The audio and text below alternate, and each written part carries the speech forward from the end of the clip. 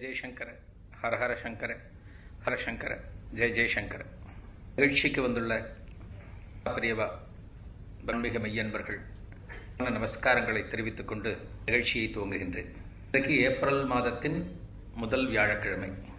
சொன்னபடி ஒரு ஆங்கில மாசமும் வியாழக்கிழமை அன்னைக்கு ஓபல் ரெட்டி ஹாலில் மாலை 6:30 8 மணி வரைக்கும் மகா பெரியவா மகிமைகள் அப்படிங்கிற தலைப்பில் ஒரு சொற்பொழிவை நடத்திட்டு வரேன். அருமையான நிகழ்ச்சிக்கு ஏற்பாடு செய்துள்ள தியாக பிரம்மசான் கானசபா மகால் அங்கத்தினர்கள் அனைவருக்கும் எனது பணிவான தெரிவித்துக் கொள்கிறேன். ஒவ்வொரு மாசமும் கிருஷ்ணகான சபால கடைசி வியாழக்கிழமைக்கும் அனுஷ நட்சத்திரத்தினைக்கும் பெரியவா ஜென்ம நட்சத்திரம் 2 நாள்லையும் கிருஷ்ணகான சபால மகா சுவாமிகள் மகிமைகள் பத்தி சொல்லிட்டு இருக்கேன். மாசம் ஏப்ரல் மாசம் 22ஆம் தேதி, 23ஆம் தேதி, 24ஆம் தேதி நாள் தொடர்ந்து பேட்டையில குமரன் குன்றம் அப்படின்னு ஒரு முருகன் கோவில் இருக்கு. கோவில்ல 3 நாள் மகாபிரியாவ மகிமைகள் பத்தி தொடர்ந்து 6:30 8:30 வரைக்கும் அங்க இருக்கிறவா அங்க வந்து மகா சுவாமிகள் மகிமையை கேட்டு என்பவர். மகாபிரியாவா இன்னைக்கு பார்த்தாலும் மகாபிரியாவ மகிமை தான் இன்னைக்கு. மகானுக்கு இந்த அளவுக்கு ஒரு சிறப்பு நடக்குமா, அளவுக்கு அந்த மகானோட மகிமைகள் பேச முடியுமா அப்படிங்கிறதெல்லாம் காலம் வரை இருந்தது. ஒகேஷனலா நடக்கும். தெய்வங்கள் பத்தி நிறைய இடத்துல பேசுவார். பெருமை பத்தி பேசுவார், ராமாயணத்தை பத்தி பேசுவார், மகாபாரதம், இதிகாசங்கள் எல்லாத்த பத்தியும் எல்லா இடத்துலையும் உபன்யாசங்கள் நடந்துட்டு இருக்கும். ரமணரை பத்தி, மகான்கள் பத்தி நடக்கிறதுங்கிறது அபூர்வமானது. ஜெயந்தி, குரு பூஜை, வேற ஏதாவது ஒரு முக்கியமான விசேஷ தினங்கள், அந்த மாதிரி நேரத்தில் மகான்கள் பத்தி அவ பக்த கோடிகள்லாம் சேர்ந்து அதெல்லாம் பண்ணுவாங்க. இப்ப சமீப காலத்துல பார்த்தீங்கன்னா மகா பெரியவாளை பத்தி இடங்கள்ல நடந்துட்டு இருக்கு, சபாக்கள் நடந்துட்டு இருக்கு. இந்த மகானோட பெருமை போய் சேர வேண்டிய காலகட்டம் இது. அதுக்குமே ஒரு காலகட்டம் உண்டு. அதை சொல்லுவோம், ஆத்துல சொல்லுவோம், ஒரு வேளை வரணும், ஒரு நேரம் வரணும், தெய்வங்களுக்கும் பொருந்தும். அது இதுதான் இன்னைக்கு நம்ம சொல்லியாகணும். தெய்வங்களுக்கும் எல்லாமே பொருந்தும். அந்த மகா பெரியவா மகிமைகள் இன்னைக்கு பல இடங்கள்ல பரவ மகானோட பராக்கிரமங்கள்ல நமக்கு இப்பதான் தெரிய வருது. அதிகம் பெரியவா சித்தியாகி கம் குறைவா இருந்தாலும் இதுவரைக்கும் அவரை பத்தி நமக்கு அதிகம் தெரிய வரல.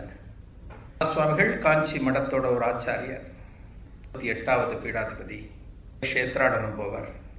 உன்னதமான மகான் அப்படிங்கிறது தான் எல்லாருக்கும் தெரியுமே தவிர மகானோட சித்திக்கு பிறகுதான் இந்த மகானை பத்தி பல விஷயங்கள் வந்திருக்கு. இன்னைக்கும் மகா சுவாமிகள் கூட இருந்து ஒரு 20 வருஷம் 30 வருஷம் கைங்கரியம் பண்ணவா இன்னைக்கும் இருக்கா. பல பேர் இருக்கா, பல இடங்கள்ல இருக்கா. அவ மகாபிரியவா கூட எப்படி இருந்தா, அனுபவம் எப்படி இருந்தது, மகாபிரியவா எப்படி சாப்பிடுவார் அப்படிங்கிறதெல்லாம் ஷேர் பண்ணிக்க மாட்டேங்கிறார். ஒரு முக்கியமானது, அதெல்லாம் சொல்லக்கூடாது அப்படின்னு சொல்லிட்டு அதை பத்தி சொல்ல மாட்டேங்கிறார். மகாபிரியவா எப்படி விஷயம் எடுத்துப்பார் அப்படிங்கறத ஒருத்தர் சொன்னார் எனக்கு. அது ஒரு சொன்னதை நான் சொல்றேன். நெல்லுப்பொறி கையில எடுத்துப்பாரான், வாழைப்பழத்தை பிழிவாராம். வாழைப்பழத்தை பிழிய முடியுமான்னு நமக்குலாம் ரொம்ப ஆச்சரியமா இருக்கும். வாழைப்பழத்தை அதுல பிழிஞ்சா சொட்டு அதுல விழுமா. அதுல ஜூஸ் அவ்வளவா இருக்காது, சாப்பிடும்போது உள்ள போகும், அந்த டேஸ்ட் இருக்கும். ஒரு சாத்துக்குடி பிழியிற மாதிரி வாழைப்பழத்தை பிழிய முடியாது. சொட்டு விழுமா அந்த நெல்லுப்பொரியில கலந்து ஒரு உருண்டை எடுத்து சாப்பிடுவாராம். பாருங்க, இந்த உணவை சாப்பிட்டு தான் இந்த லோகத்தையே அவர் ரட்சிச்சிருக்கார். பாத்ரூம் போறோம், ஒரு பாத்ரூம் ஒரு ரூம்குள்ள போய் எல்லாம் பண்றோம். மகான்கள் அவர் அப்படி போக மாட்டாராம். அதுக்கு சில நியமங்கள் இருக்கு. எப்படி போகணும், மலஜலம் எப்படி கழிக்கணும்னு ஒரு நியமங்கள் இருக்கு. ஆச்சாரிய புருஷார்கள் எப்படி வாழணுமோ, என்ன நியதிப்படி வாழணுமோ, கொஞ்சமும் பெசகாம சுத்தமா அப்படியே வாழ்ந்துகிட்டு இருக்கார் மகா சுவாமிகள். அந்த காரணத்தினால்தான் இன்னைக்கு நம்ம மகா சுவாமிகள் பத்தி நிறைய பேசுறோம். நிறைய அங்கங்க சொற்பொழிவுகள் நடந்துட்டு இருக்கு. நிறைய பேர் மகா பெரியவா மகாத்மியத்தை பத்தி பேசிட்டு இருக்காங்க. பலராலும் வியக்கப்படக்கூடிய விஷயம் தான் என்னைக்குமே பிரஸ்தாபம் செய்யப்படும். சாதாரணமா இருக்கிற விஷயத்தை பத்தி யாரும் சொல்ல மாட்டேன். மகா சுவாமிகள் வாழ்ந்த வாழ்க்கை முறை அவ்வளவு எளிமையானது. ஒரு காஞ்சி காமகோட்டி பீடம் அப்படிங்கிறது ஒரு ராஜ தர்பார் அப்படின்னு படிச்சிருக்கேன். அது ஒரு ராஜாங்க பரிபாலனை மாதிரி தான் ஒரு பீடம்ங்கிறதும். அந்த பீடத்துக்கும் எல்லாம் உண்டு. எப்படி ஒரு ராஜாவுக்கு கிரீடம் இருக்கோ, ஒரு செங்கோல் இருக்கோ, அதுபோல அந்த மடாதிபதிகளுக்கும் உண்டு. ஆனா அந்த மடாதிபதிகள் என்ன, ஒரு ராஜா நினைச்ச போது நினைச்ச சாப்பாட்டை சாப்பிடலாம், அறுசுவை உணவை சாப்பிட முடியும், என்ன வேளையில என்ன வேணாலும் சாப்பிட முடியும், எப்படி வேணாலும் இன்பத்தை அனுபவிக்க முடியும். அதான் இங்க மடாதிபதிகள் வித்தியாசப்படுறாங்க.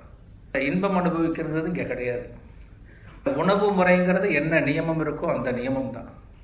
இந்த ராஜ்ய பரிபாலனம் அப்படிங்கிறது இவாளுக்கும் உண்டு. எல்லா இடத்துலையும் மழை பெய்ய பண்ணுவா, குடிமக்கள் நன்னா இருக்கிறதுக்கு என்ன பண்ணணுமோ அதெல்லாம் பண்ணுவா. ஜெகத்குரு கிட்டத்தட்ட சொல்லப்பட ஒரு ஜெகத்குரு தான் அவள். உலகத்துக்கே ஒரு குரு. சாதாரணமா ஒரு குரு அப்படின்னா ரொம்ப உயர்ந்த ஸ்தானத்துல நம்ம வச்சு பார்க்கிறோம். ஒரு குரு அப்படின்னாலே உயர்ந்த ஸ்தானம். மாதா பிதா குரு தெய்வம் அப்படின்னு சொல்லுவோம். அதான் முதல்ல அந்த குழந்தைக்கு அம்மா தான் உலகத்தை காமிக்கிறா, அப்பாவை காமிக்கிறா. அதனால மாதா முதல்ல. இந்த மாதா தான் குழந்தைக்கு அப்பாவை காமிக்கிறா. இவர் தான் உன்னோட தகப்பனார், உன்னோட அப்பா. அது 2வது இடம் பிதா. அப்பா 2 பேர் சேர்ந்து பையனை ஒரு குருட்ட கூட்டின்னு போறார், ஒரு நல்ல குருட்ட கூட்டின்னு போறார்.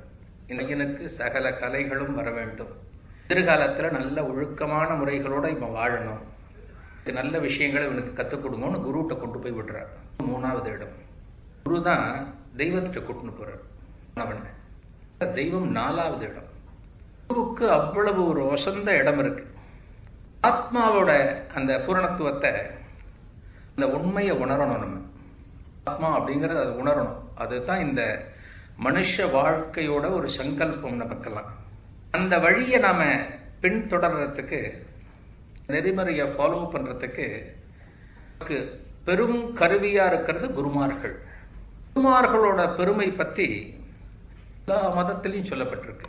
நம்ம இந்து மதம் அப்படின்னு மட்டும் கிடையாது, எல்லா மதத்திலையும் குருமார்களோட பெருமை பத்தி சொல்லப்பட்டிருக்கு.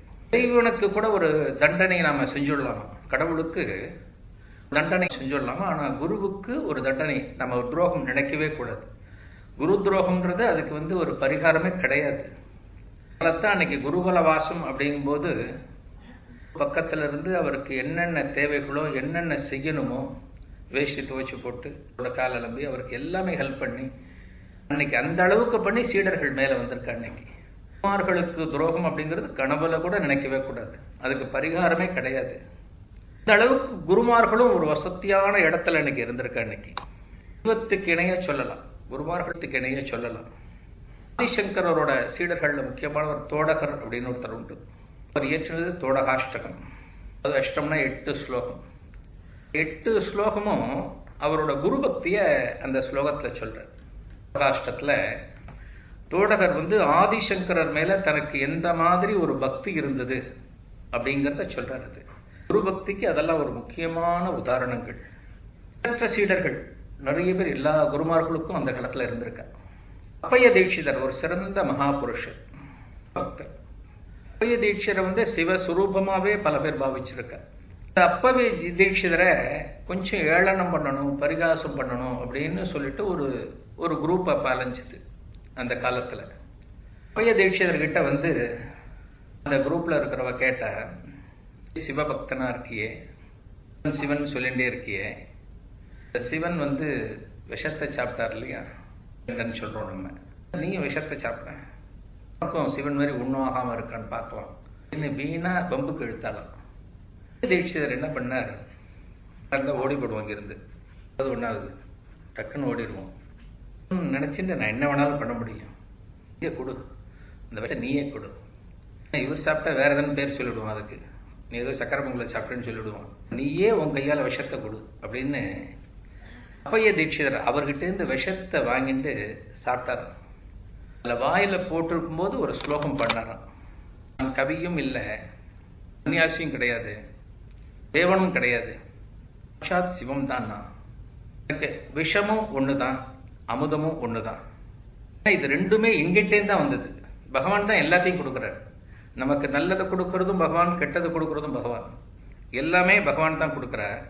விஷம் என்ன பண்ணிட முடியும் அப்படின்னு சொல்லிட்டு அந்த ஸ்லோகத்தோட அர்த்தம் இது சொல்லி அந்த விஷயத்தை சாப்பிட்டார். எதிரிகள்லாம் ரொம்ப ஆர்வமா இருந்தார். மயங்கி கீழே விழுந்துருவார், முடிஞ்சு போச்சு அப்படின்னு ரொம்ப ஆர்வமா இருந்தாலும் அந்த சிவசிந்தனையில பிரார்த்தனை ஆரம்பிச்சுட்டாரா அப்பைய தீட்சிதர் போய் அந்த எதிரிகள் அத்தனை பேரும் அப்பைய தீட்சிதர் காலில் விழுந்து நமஸ்காரம் பண்ணி வேற அப்பைய தீட்சிதர் வேற நாங்க நினைச்சிருந்தோம், ஒண்ணுதான் அப்படிங்கிறது இப்பதான் எங்களுக்கு புரிஞ்சு சிவஸ்வரூபமா அவரை தரிசனம் பண்ணிட்டு அந்த எதிரிகள் போனாலும் சுவாமிகளையும் நம்ம சிவஸ்வரூபமா தான் பார்க்கிறோம். சந்திரசேகரர் அப்படின்ற சிவனோட வடிவங்கள் ஒண்ணு சந்திரசேகர வடிவம். சுவாமிகளை ஆதிசங்கரா தரிசனம் பண்றோம், வாசனா தரிசனம் பண்றோம், சிவஸ்வரூபமா தான் பார்த்துட்டு இருக்கோம். பிரதோஷத்தன்னைக்கு மகா சுவாமிகள் எங்க இருந்தாலும் போய் தரிசனம் பண்ணுவார். எல்லாருக்கும் தெரிஞ்சிருக்கும் பிரதோஷ வெங்கட்ராமையர்னு ஒருத்தர். அத்தியந்த பக்தர் மகா சுவாமிகளுக்கு. எங்க இருந்தாலும் போய் தரிசனம் பண்ணுவார். எந்த இந்தியாவில் எந்த திக்குல பிரதோஷத்தன்னைக்கு இருந்தாலும் போய் தரிசனம் பண்ணுவார்.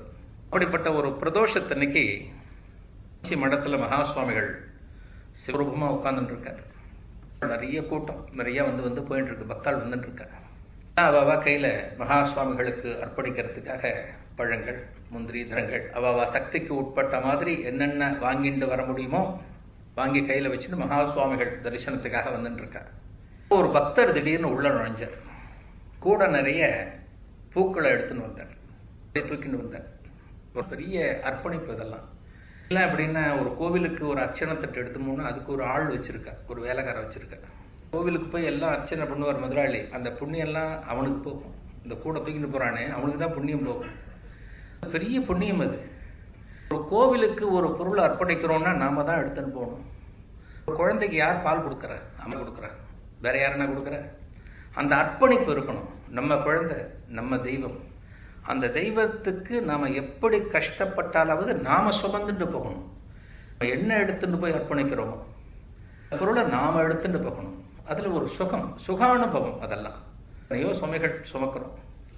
கடைக்கு போறோம் சார், எவ்வளவு கூட நிறைய வாங்கி தர, எல்லாத்தையும் சுமந்து ஆத்துக்கு போறோம் இல்லையா? கடவுளுக்கு சுமக்க கூடாது. அது போல இந்த பக்தர் அந்த பூக்கூடைய தானே தூக்கிட்டு வர்றார். ஒரு கூட நிறைய பூ, பெரிய கூட, மூங்கில் கூட, ஒன்றை பூக்கள் எல்லாமே கொண்டு மகா சுவாமிகளுக்கு முன்னாடி வைக்கிறார். வராம கொண்டு அந்த கூடையை வைக்கிறார். பெரிய கூடை. கூடைக்கு மேல கட்டி வச்சிருக்க, ஒரு மேல ஒரு இலை மாதிரி போட்டு எல்லாம் கட்டி வச்சிருக்க. அங்கங்க பூக்கள் கொஞ்சம் பிதுங்கிட்டு தெரியுது. இருக்கிறது கொன்றை பூக்கள் அப்படின்னு தெரியுது எல்லாருக்கும். கொஞ்சம் பிதுங்கிட்டு வெளியே வந்துருக்கு. மகா சுவாமிகளுக்கு முன்னாடி வச்சோடனே மகா சுவாமிகள் அந்த கூடையை பார்க்கிறார். அவரோட முகத்துல அப்படி ஒரு மலர்ச்சி. கைலைவாசன் சிவபெருமானுக்கு அந்த கொன்றை பூக்கள் அப்படின்னா அவ்வளோ ரொம்ப பிரியமானது. சொல்றோம் இல்லையா? அது மாதிரி கொன்றை பூக்கள் சிவனுக்கு ரொம்ப பிரியமானது அப்படின்னு புராணங்கள்ல சொல்லப்பட்டிருக்கு. கொன்றை பூக்கள் மழை காலத்துல மலரும், மஞ்சள் நிறத்துல இருக்கும். வாசனைன்னு அப்படி ஒரு வாசனையா இருக்கும். அந்த கொன்றை பூக்கள் நிறைய இருக்கக்கூடிய இடத்துக்கு போனா அப்படி ஒரு வாசனை இருக்கும்.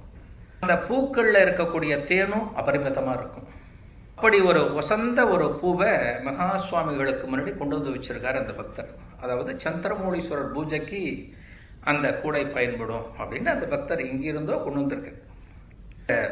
மகா சுவாமிகள் இருக்கக்கூடிய அந்த இடம் முழுக்க அந்த கொன்றைப்பூ மனம் அன்னைக்கு ஓவரா தூக்க ஆரம்பிச்சிருது. சுவாமிகள் அந்த பக்தரை கொஞ்சம் பக்கத்துல கூப்பிட்டார். வச்சுட்டு உட்கார்ந்து விட்டாரு. தபல கியூல நிக்கல. அந்த பக்தர் ஒரு இடத்துல உட்கார்ந்து விட்டார். 5 நிமிஷம் கழிச்சு பக்தரை கை காமிச்சு கூப்பிட்டார். இங்க வாப்பா அப்படின்னு. பக்தர் எந்திரிச்சு வந்தார். மகா சுவாமிகள்கிட்ட ரொம்ப பவ்யமா ஒரு நமஸ்காரத்தை பண்ணிட்டு எந்திரிச்சு என்ன கொண்டு வந்திருக்க கூடையில? பூக்கள் பெரியவா, எனக்கு ரொம்ப உசிதமானதுன்னு கேள்வி. மௌலீஸ்வரர் பூஜைக்கு ஆகும், தோஷ நாள், நல்ல நாள்ல இதை கொண்டு வந்து கொடுக்கலாமே அப்படிங்கிறதுக்காக கொண்டு வந்திருக்கேன். சுவாமிகள் கேட்கிறார், இல்ல வேற என்ன இருக்கு, வேற என்ன இருக்கு அப்படிங்கிறார். பக்தருக்கு குழப்பம். ஃபுல்லா பூதான் இருக்கு, இலைய போட்டு மூடி வச்சிருக்கு, தவிர எதுவும் இல்லை. இருந்தவர் அவருக்கு நல்லா தெரியும். கூடையில வேற என்ன இருக்கு அப்படின்னு மகா சுவாமிகள் கேட்கிறார். என்ன பதில் சொல்றது அப்படின்னு குழப்பம். மகா சுவாமிகள் என்ன அர்த்தத்துல கேட்கிறார் அப்படிங்கிறது புரியல அவருக்கு. பெரியவா, கொன்றை பூக்கள் மட்டும்தான் இருக்கு, அது மட்டும்தான் இருக்கு அப்படின்னா. அடுத்து மகா சுவாமிகள் சொல்றார், பார்த்தா அப்படி தெரியலையே, பார்த்தா அப்படி தெரியலையே அப்படின்னு ஒரு வச்சு சொல்றாரு. பெரிய மகா சுவாமிகள் அப்படிதான் பேசுவார். காரம் ரொம்ப ஜாஸ்தியா இருக்கும், தூக்கலா இருக்கும், என்னன்னே புரியாது நமக்கு, தடுமாறி விழுவோம். அந்த அளவுக்கு பொடி வச்சு பேசுவார். நகைச்சுவை, எல்லா ரசமும் இருக்கும் அவர் பேச்சு, இயல்பா வரும். எதுவுமே யோசிச்சு பேச மாட்டார். ப்ரிப்பேர் பண்ணிட்டு வந்து தான் பேசுறேன், சில வரும், எல்லாம் அப்படி வந்துடாது. மகா சுவாமிகள் இயல்பா பேசுவார். அதுல வேற எதுவும் இருக்கே அப்படிங்கிறார். பெரியவா சொன்னதும் திரும்பவும் அந்த பக்தருக்கு ஒன்றும் புரியல, அவருக்கும் அப்பவும் புரியல. பெரியவா கொன்றை பூக்கள் மட்டும்தான் இருக்கு அப்படின்னு திரும்பவும் இன்சிஸ்ட் பண்ணி சொன்னது. இந்த சம்பாஷணை மகா சுவாமிகளுக்கும் அந்த பக்தருக்கும் நடக்க நடக்க அங்க கூடியிருந்த பக்தாள் எல்லாருக்குமே ஒரு ஆர்வம் அதிகமாச்சு. ஏதோ ஒன்று இருக்குன்னு சொல்றாரு, இவர் வேற எதுவும் இல்லைன்னு சொல்றாரு, மகா சுவாமிகள் இந்த விவகாரத்தை ஆரம்பிச்சிருக்க, இது எப்படி முடிய போறது, என்ன இருக்கு அதுல அப்படின்னு அவளுக்கு ஆர்வம். வெளியில போகலான்னு நினைச்சவெல்லாம் திரும்ப அவங்க நிற்க ஆரம்பிச்சுட்டா, ஓரமா நிற்க ஆரம்பிச்சுட்டா. என்ன நடக்கிறது பார்க்கலாம், என்ன நடக்கிறது பார்க்கலாம்னு எல்லாம் உட்கார ஆரம்பிச்சுட்டேன். பெரியவா சொன்ன ரொம்ப நேரம் அப்படி போக வேண்டாம் அப்படின்ட்டு பெரியவ அந்த கூடையில புஷ்பங்கள் மட்டும் இல்ல, உனக்கு ஆபரணமும் கொண்டு வந்திருக்க, உனக்கு ஆபரணமும் கொண்டு வந்திருக்க அப்படின்னு பெரியவா சொன்னாங்க. இதுக்கு பிறகும் யாருக்கும் புரியல. மடத்தோட சிப்பந்திகள், மடத்தோட மேனேஜர், மடத்தோட கைங்கரியம் பண்ணக்கூடிய ஆட்கள் யாருக்கும் புரியல. நகை எதுவும் நம்ம வைக்கலையே, என்ன ஆபரணம், நம்ம எதுவும் ஆபரணம் கொண்டு வரலையே அப்படின்னு அவர் யோசிக்கிறார். பூக்கூடையை கொண்டு வந்தவர். இதுக்கு பிறகு மகா சுவாமிகள் என்ன சொல்றார், அந்த 2 காலி மூங்கில் தட்டு இருக்கு இல்லையா, அந்த தட்டை எடுத்துக்கோ, தள்ளி ஓரமா போ, அங்க காலியா இருக்கு பத்தியா யாருமே இல்லை, இந்த கூடையும் அங்க எடுத்துன்னு போ. கூடையை பிரிச்சு அந்த முடிச்செல்லாம் பிரிச்சு பூவை எடுத்து அந்த 2 தட்டிலையும் போட்டு கொண்டு வா, ஜாக்கிரதையா பண்ணு மகா சுவாமிகள் சொன்னார். இந்த பக்தர் பெரியவாளுக்கு ஒரு நமஸ்காரத்தை பண்ணி பவ்யமா அந்த 2 தட்டையும் மூங்கில் தட்டையும் எடுத்துட்டு அந்த மூடப்பட்ட அந்த கூடையும் எடுத்துட்டு போய் சுவாமிகளை பிரார்த்தனை பண்ணி அந்த கூடையை பிரிக்கிறார். பூக்களை எடுத்து ஒரு தட்டில் போடுறார். பெரிய சர்ப்பம் அந்த கூடையிலேருந்து அந்த தட்டுல விழுந்து எகிரி வெளியில விழுந்து ஒரு ஃபியூ செகண்ட்ஸ்ல அங்கிருந்து மறைஞ்சு போச்சு. இந்த பக்தாள்லாம் ரொம்ப ஆடி போயிட்டா. அவருக்கு புரியல, அவருக்கு ஒரு செகண்ட் தான் சர்ப்பம் மாதிரி போறதுன்னு நம்ம சொல்லுவோம். சர்ப்பம் எப்படி போறதுன்னு தெரியாது, விறுவிறுன்னு போயிடும். அது அதுலேருந்து குதிச்சது, எடுத்து போடும்போது குதிச்சது. இவருக்கு எந்தவித ஹிம்சையும் பண்ணல, இருக்கக்கூடிய பக்தாள் யாருக்கும் ஹிம்சை பண்ணல. பூவை எடுத்து போட்டோம்னா தட்டுல விழுந்த சர்ப்பம் எகிரி வெளியில குதிச்சு ஒரு வழியா ஓடி போடுத்து வெளியில. பார்த்திருந்த பக்தவாள்லாம் ரொம்ப ஆடி போயிட்டாங்க. அந்த சமயத்துல என்ன சொல்றதுன்னு தெரியல. அதுக்கு பிறகு மகா சுவாமிகள்கிட்ட எல்லாரும் நின்னா, பக்கத்துல நின்னா அந்த அந்த படங்கிறதுக்கு ரொம்ப நேரம் ஆச்சான். ஏன்னா எடுத்து கொட்டும் போது பாம்பு விழுந்து கொடுத்தோன்னா அது எப்படி இருக்கும் நமக்கு, பாம்பை ஒரு 10 அடி தள்ளி பார்த்தாலே நமக்கெல்லாம் பதறும். நமக்கு எடுத்து போடும்போது அடடா நம்ம கை பட்டுதுன்னா என்ன ஆகும் அப்படின்னு ஏதோ ஒன்று யோசிச்சா என்னத்துக்காருது. அந்த பக்தருக்கு அந்த அளவுக்கு இதுவாயிடுது. பாட்டு போய் நின்னாலாம், இதுவா சொன்னாலாம், நீ எவ்வளவு வேணாலும் கொன்றை பூக்கள் கொண்டு வா, ஆபரணம் கொண்டு வந்துடாத, மடத்திலே இருக்கு, நாகாபரணம் மடத்திலே இருக்கு, நாங்க அதை சாத்திக்கிறோம், முனீஸ்வரருக்கு ஆபரணத்தை நாங்களே சாத்திக்கிறோம், நீ நிஜமான ஆபரணத்தை கொண்டு வந்துடாத, எல்லாம் பயந்துருவா அப்படின்னு மகா சுவாமிகள் சொன்னாலாம். மகா சுவாமிகளோட அந்த ஞான திருஷ்டிங்கிறது நினைச்சு ஆச்சரியப்படலாம். யாரால கண்டுபிடிக்க முடியும்? இந்த கூடைக்குள்ள கொண்டு வந்தவருக்கே தெரியலையே, அந்த கூடையில என்ன இருக்குன்னு தெரியலையே. இதுபோல மகா சுவாமிகள் வாழ்க்கையில நடந்த அந்த பக்தர்களோடு நடந்த அந்த ஒரு இன்ட்ராக்ஷன், அந்த அற்புதங்கள்லாம் இடங்கள்ல ரொம்ப ஆச்சரியமா இருக்கும் கேட்கறதுக்கு. ஆண்களுக்கு மட்டுமே அந்த வித ஒரு ஞான திருஷ்டி உண்டு. ஆண்களுக்கு கைவரப்பெற்ற ஒன்று அது. ராகவேந்திர சுவாமிகள் கும்பகோணத்துல இருந்தார், சோலைப்பந்தர்ல இருந்தார். சுவாமிகள் மடம் இப்ப எங்க இருக்கு. ராகவேந்திர சுவாமிகள் கும்பகோணம் சோலைப்பந்தர்ல இருக்கும்போது ஒரு 2 பக்தாள் வர தரிசனம் பண்றதுக்காக இங்க வடக்கேருந்து புறப்பட்டு வர பக்தாள் 2 பேரும் காவிரியில குளிக்கிறார். சோலைப்பந்தர்ல பின்பக்கம் காவிரியில குளிச்சுட்டு இருக்கும்போது இன்னைக்கு ராகவேந்திரரை தரிசனம் பண்ணும்போது நமக்கு கடலைப்பருப்பு பாயசம் போட்டா ரொம்ப நன்னா இருக்கும், இந்த மாதிரி சாப்பாட்டு பிரியாவில் இருக்கு. அந்த பேரும் பேசின்னு இருக்கா, இன்னைக்கு கடலைப்பருப்பு பாயசம் போட்டா ரொம்ப நன்னா இருக்கும்ல அப்படின்னாரு. இன்னொரு பிரகஸ்பதியும் ராகவேந்தர் தரிசனத்துல விட்டுவிட்டோம், ஆமாமா ரொம்ப நன்னா இருக்கும், அதுல கொஞ்சம் தேங்காயை பல்லா அடிச்சு போட்டா இன்னும் நன்னா இருக்கும் அப்படிலாம் பேசிட்டு இருக்க. ஸ்நானத்தை பண்ணிட்டு முடிச்சுட்டு நல்ல காஞ்ச வஸ்திரம் கட்டிட்டு ராகவேந்தர் தரிசனத்துக்காக வர. தரிசனம் பண்ணி முடிச்ச பிறகு எல்லாம் சாப்பாடு நடக்கிறது, சமாரதம் நடக்கிறது, எல்லாம் போஜனம் சாப்பிட போய் சொல்றாரு. அங்க இவா 2 பேர் உட்காந்து சாப்பிட்டு இருக்கும்போது இவா என்ன பாயசம் நினைச்சாலும் அந்த பாயசம் தட்டுல கொண்டு அந்த இலையில கொண்டு ஒரு கரண்டியால ஊத்துறாரு. வர்றாருங்க, காவிரியில பேசினது வந்துடுத்தா உனக்கு அப்படின்னாரா ராகவேந்திரன். எப்படி அவளுக்கு தெரியும், இதெல்லாம் மகான்களுக்கு எப்படி தெரியும்? மகான்களோட அற்புதங்கள்லாம் இருக்கலாம் சார், இருக்கலாம். இதெல்லாம் சொல்றதுங்கிறது பெரிய என்ன சொல்றது, ஒரு வாய்ப்பு. இதெல்லாம் இன்னைக்கு கேட்கறதும் ஒரு வாய்ப்பு. எந்த ஒரு கலையுமே, எந்த ஒரு கலை ஒருத்தருக்கு இருந்தாலும் இது ஒரு தெய்வத்தோட அனுகிரகம் இல்லாம எதுவுமே அமையாது. சங்கீத வித்வான் உட்காந்து ஒரு 2 மணி நேரம் கச்சேரி பண்றாருன்னா வித்வானுக்கு மட்டுமே கிடைச்சக்கூடிய ஒரு விஷயம் கிடையாது. அது வித்வானோட சாமர்த்தியம் மட்டுமே கிடையாது. ஒரு தெய்வ அனுகிரகம் இருக்கணும். அது எதுவுமே தனியா ஒரு பொருள் சிறக்காது. தத்துவத்திலே உண்டு. ஒரு பொருள் தனியா என்னைக்கும் சிறக்காது. இப்ப தோரம்பருப்பு வச்சிருந்தாலும் தோரம்பருப்பு ஓகோன்னு சொல்ல முடியுமா? அதை தண்ணியை ஊற்றி வேக விட்டு சாம்பார்ல போட்டதான் சாம்பார். எந்த பொருளுமே தனியா நம்ம ஒண்ணுமே பண்ண முடியாது. ஒரு கை வச்சு நம்ம ஒன்றும் பண்ண முடியாது. 2 கை சேர்ந்தாதான் தட்ட முடியும். ஒண்ணு இன்னொன்னோட சேரணும். அதை சேர்றதுக்கு தான் தெய்வ அனுகிரகம் வேணும் நமக்கு. வித்வான்கள், இசை ஞானிகள் அப்படின்னு சொல்லக்கூடிய எல்லாருக்குமே ஒரு கடாட்சம், ஒரு தெய்வ கடாட்சம் இருக்கணும். அந்த தெய்வ கடாட்சம் இருக்கணும் அப்படின்னா நமக்கு நம்பிக்கை இருக்கணும். ஒரு மிகப்பெரிய அருள் கிடைக்கணும். நம்ம நினைச்சது நடக்கணும், நம்ம பிரார்த்தனை பலிக்கணும் அப்படின்னா நமக்கு ஒரு நம்பிக்கை வேணும். பக்தியில ஒரு நம்பிக்கை வேணும். நம்பிக்கை இல்லை அப்படின்னா ரொம்ப கஷ்டம். நமக்கு சந்தேகத்தோட இருந்தோம்னா ரொம்ப கஷ்டம். பகவான் கிருஷ்ணன் சொல்லுவான் கீதையில, சந்தேகம் இருக்கிறன்னா என்னைக்குமே அழிவு துரத்தின் இருக்கு அப்படின்னு சொல்லுவார். சந்தேகமே கூடாது. வாழ்க்கையில எந்த இடத்துலயுமே சந்தேகம் கூடாது. நம்பிக்கை தான் இருக்கணும். ஓகே, இது இப்படித்தான், மனைவி சொன்னா இப்படித்தான் இருக்கும், கணவன் சொன்னா இப்படித்தான் இருக்கும். ஒரு நம்பிக்கை இருக்கணும். ஒருத்தருக்கு ஒருத்தர் ஒரு நம்பிக்கை இருக்கணும். சந்தேகம் கொடுத்தனா அது அழிவு ஆரம்பிக்கிறது அப்படின்னு அர்த்தமா? நான் சொல்ல, பகவான் கிருஷ்ணன் சொல்லியிருக்கான்.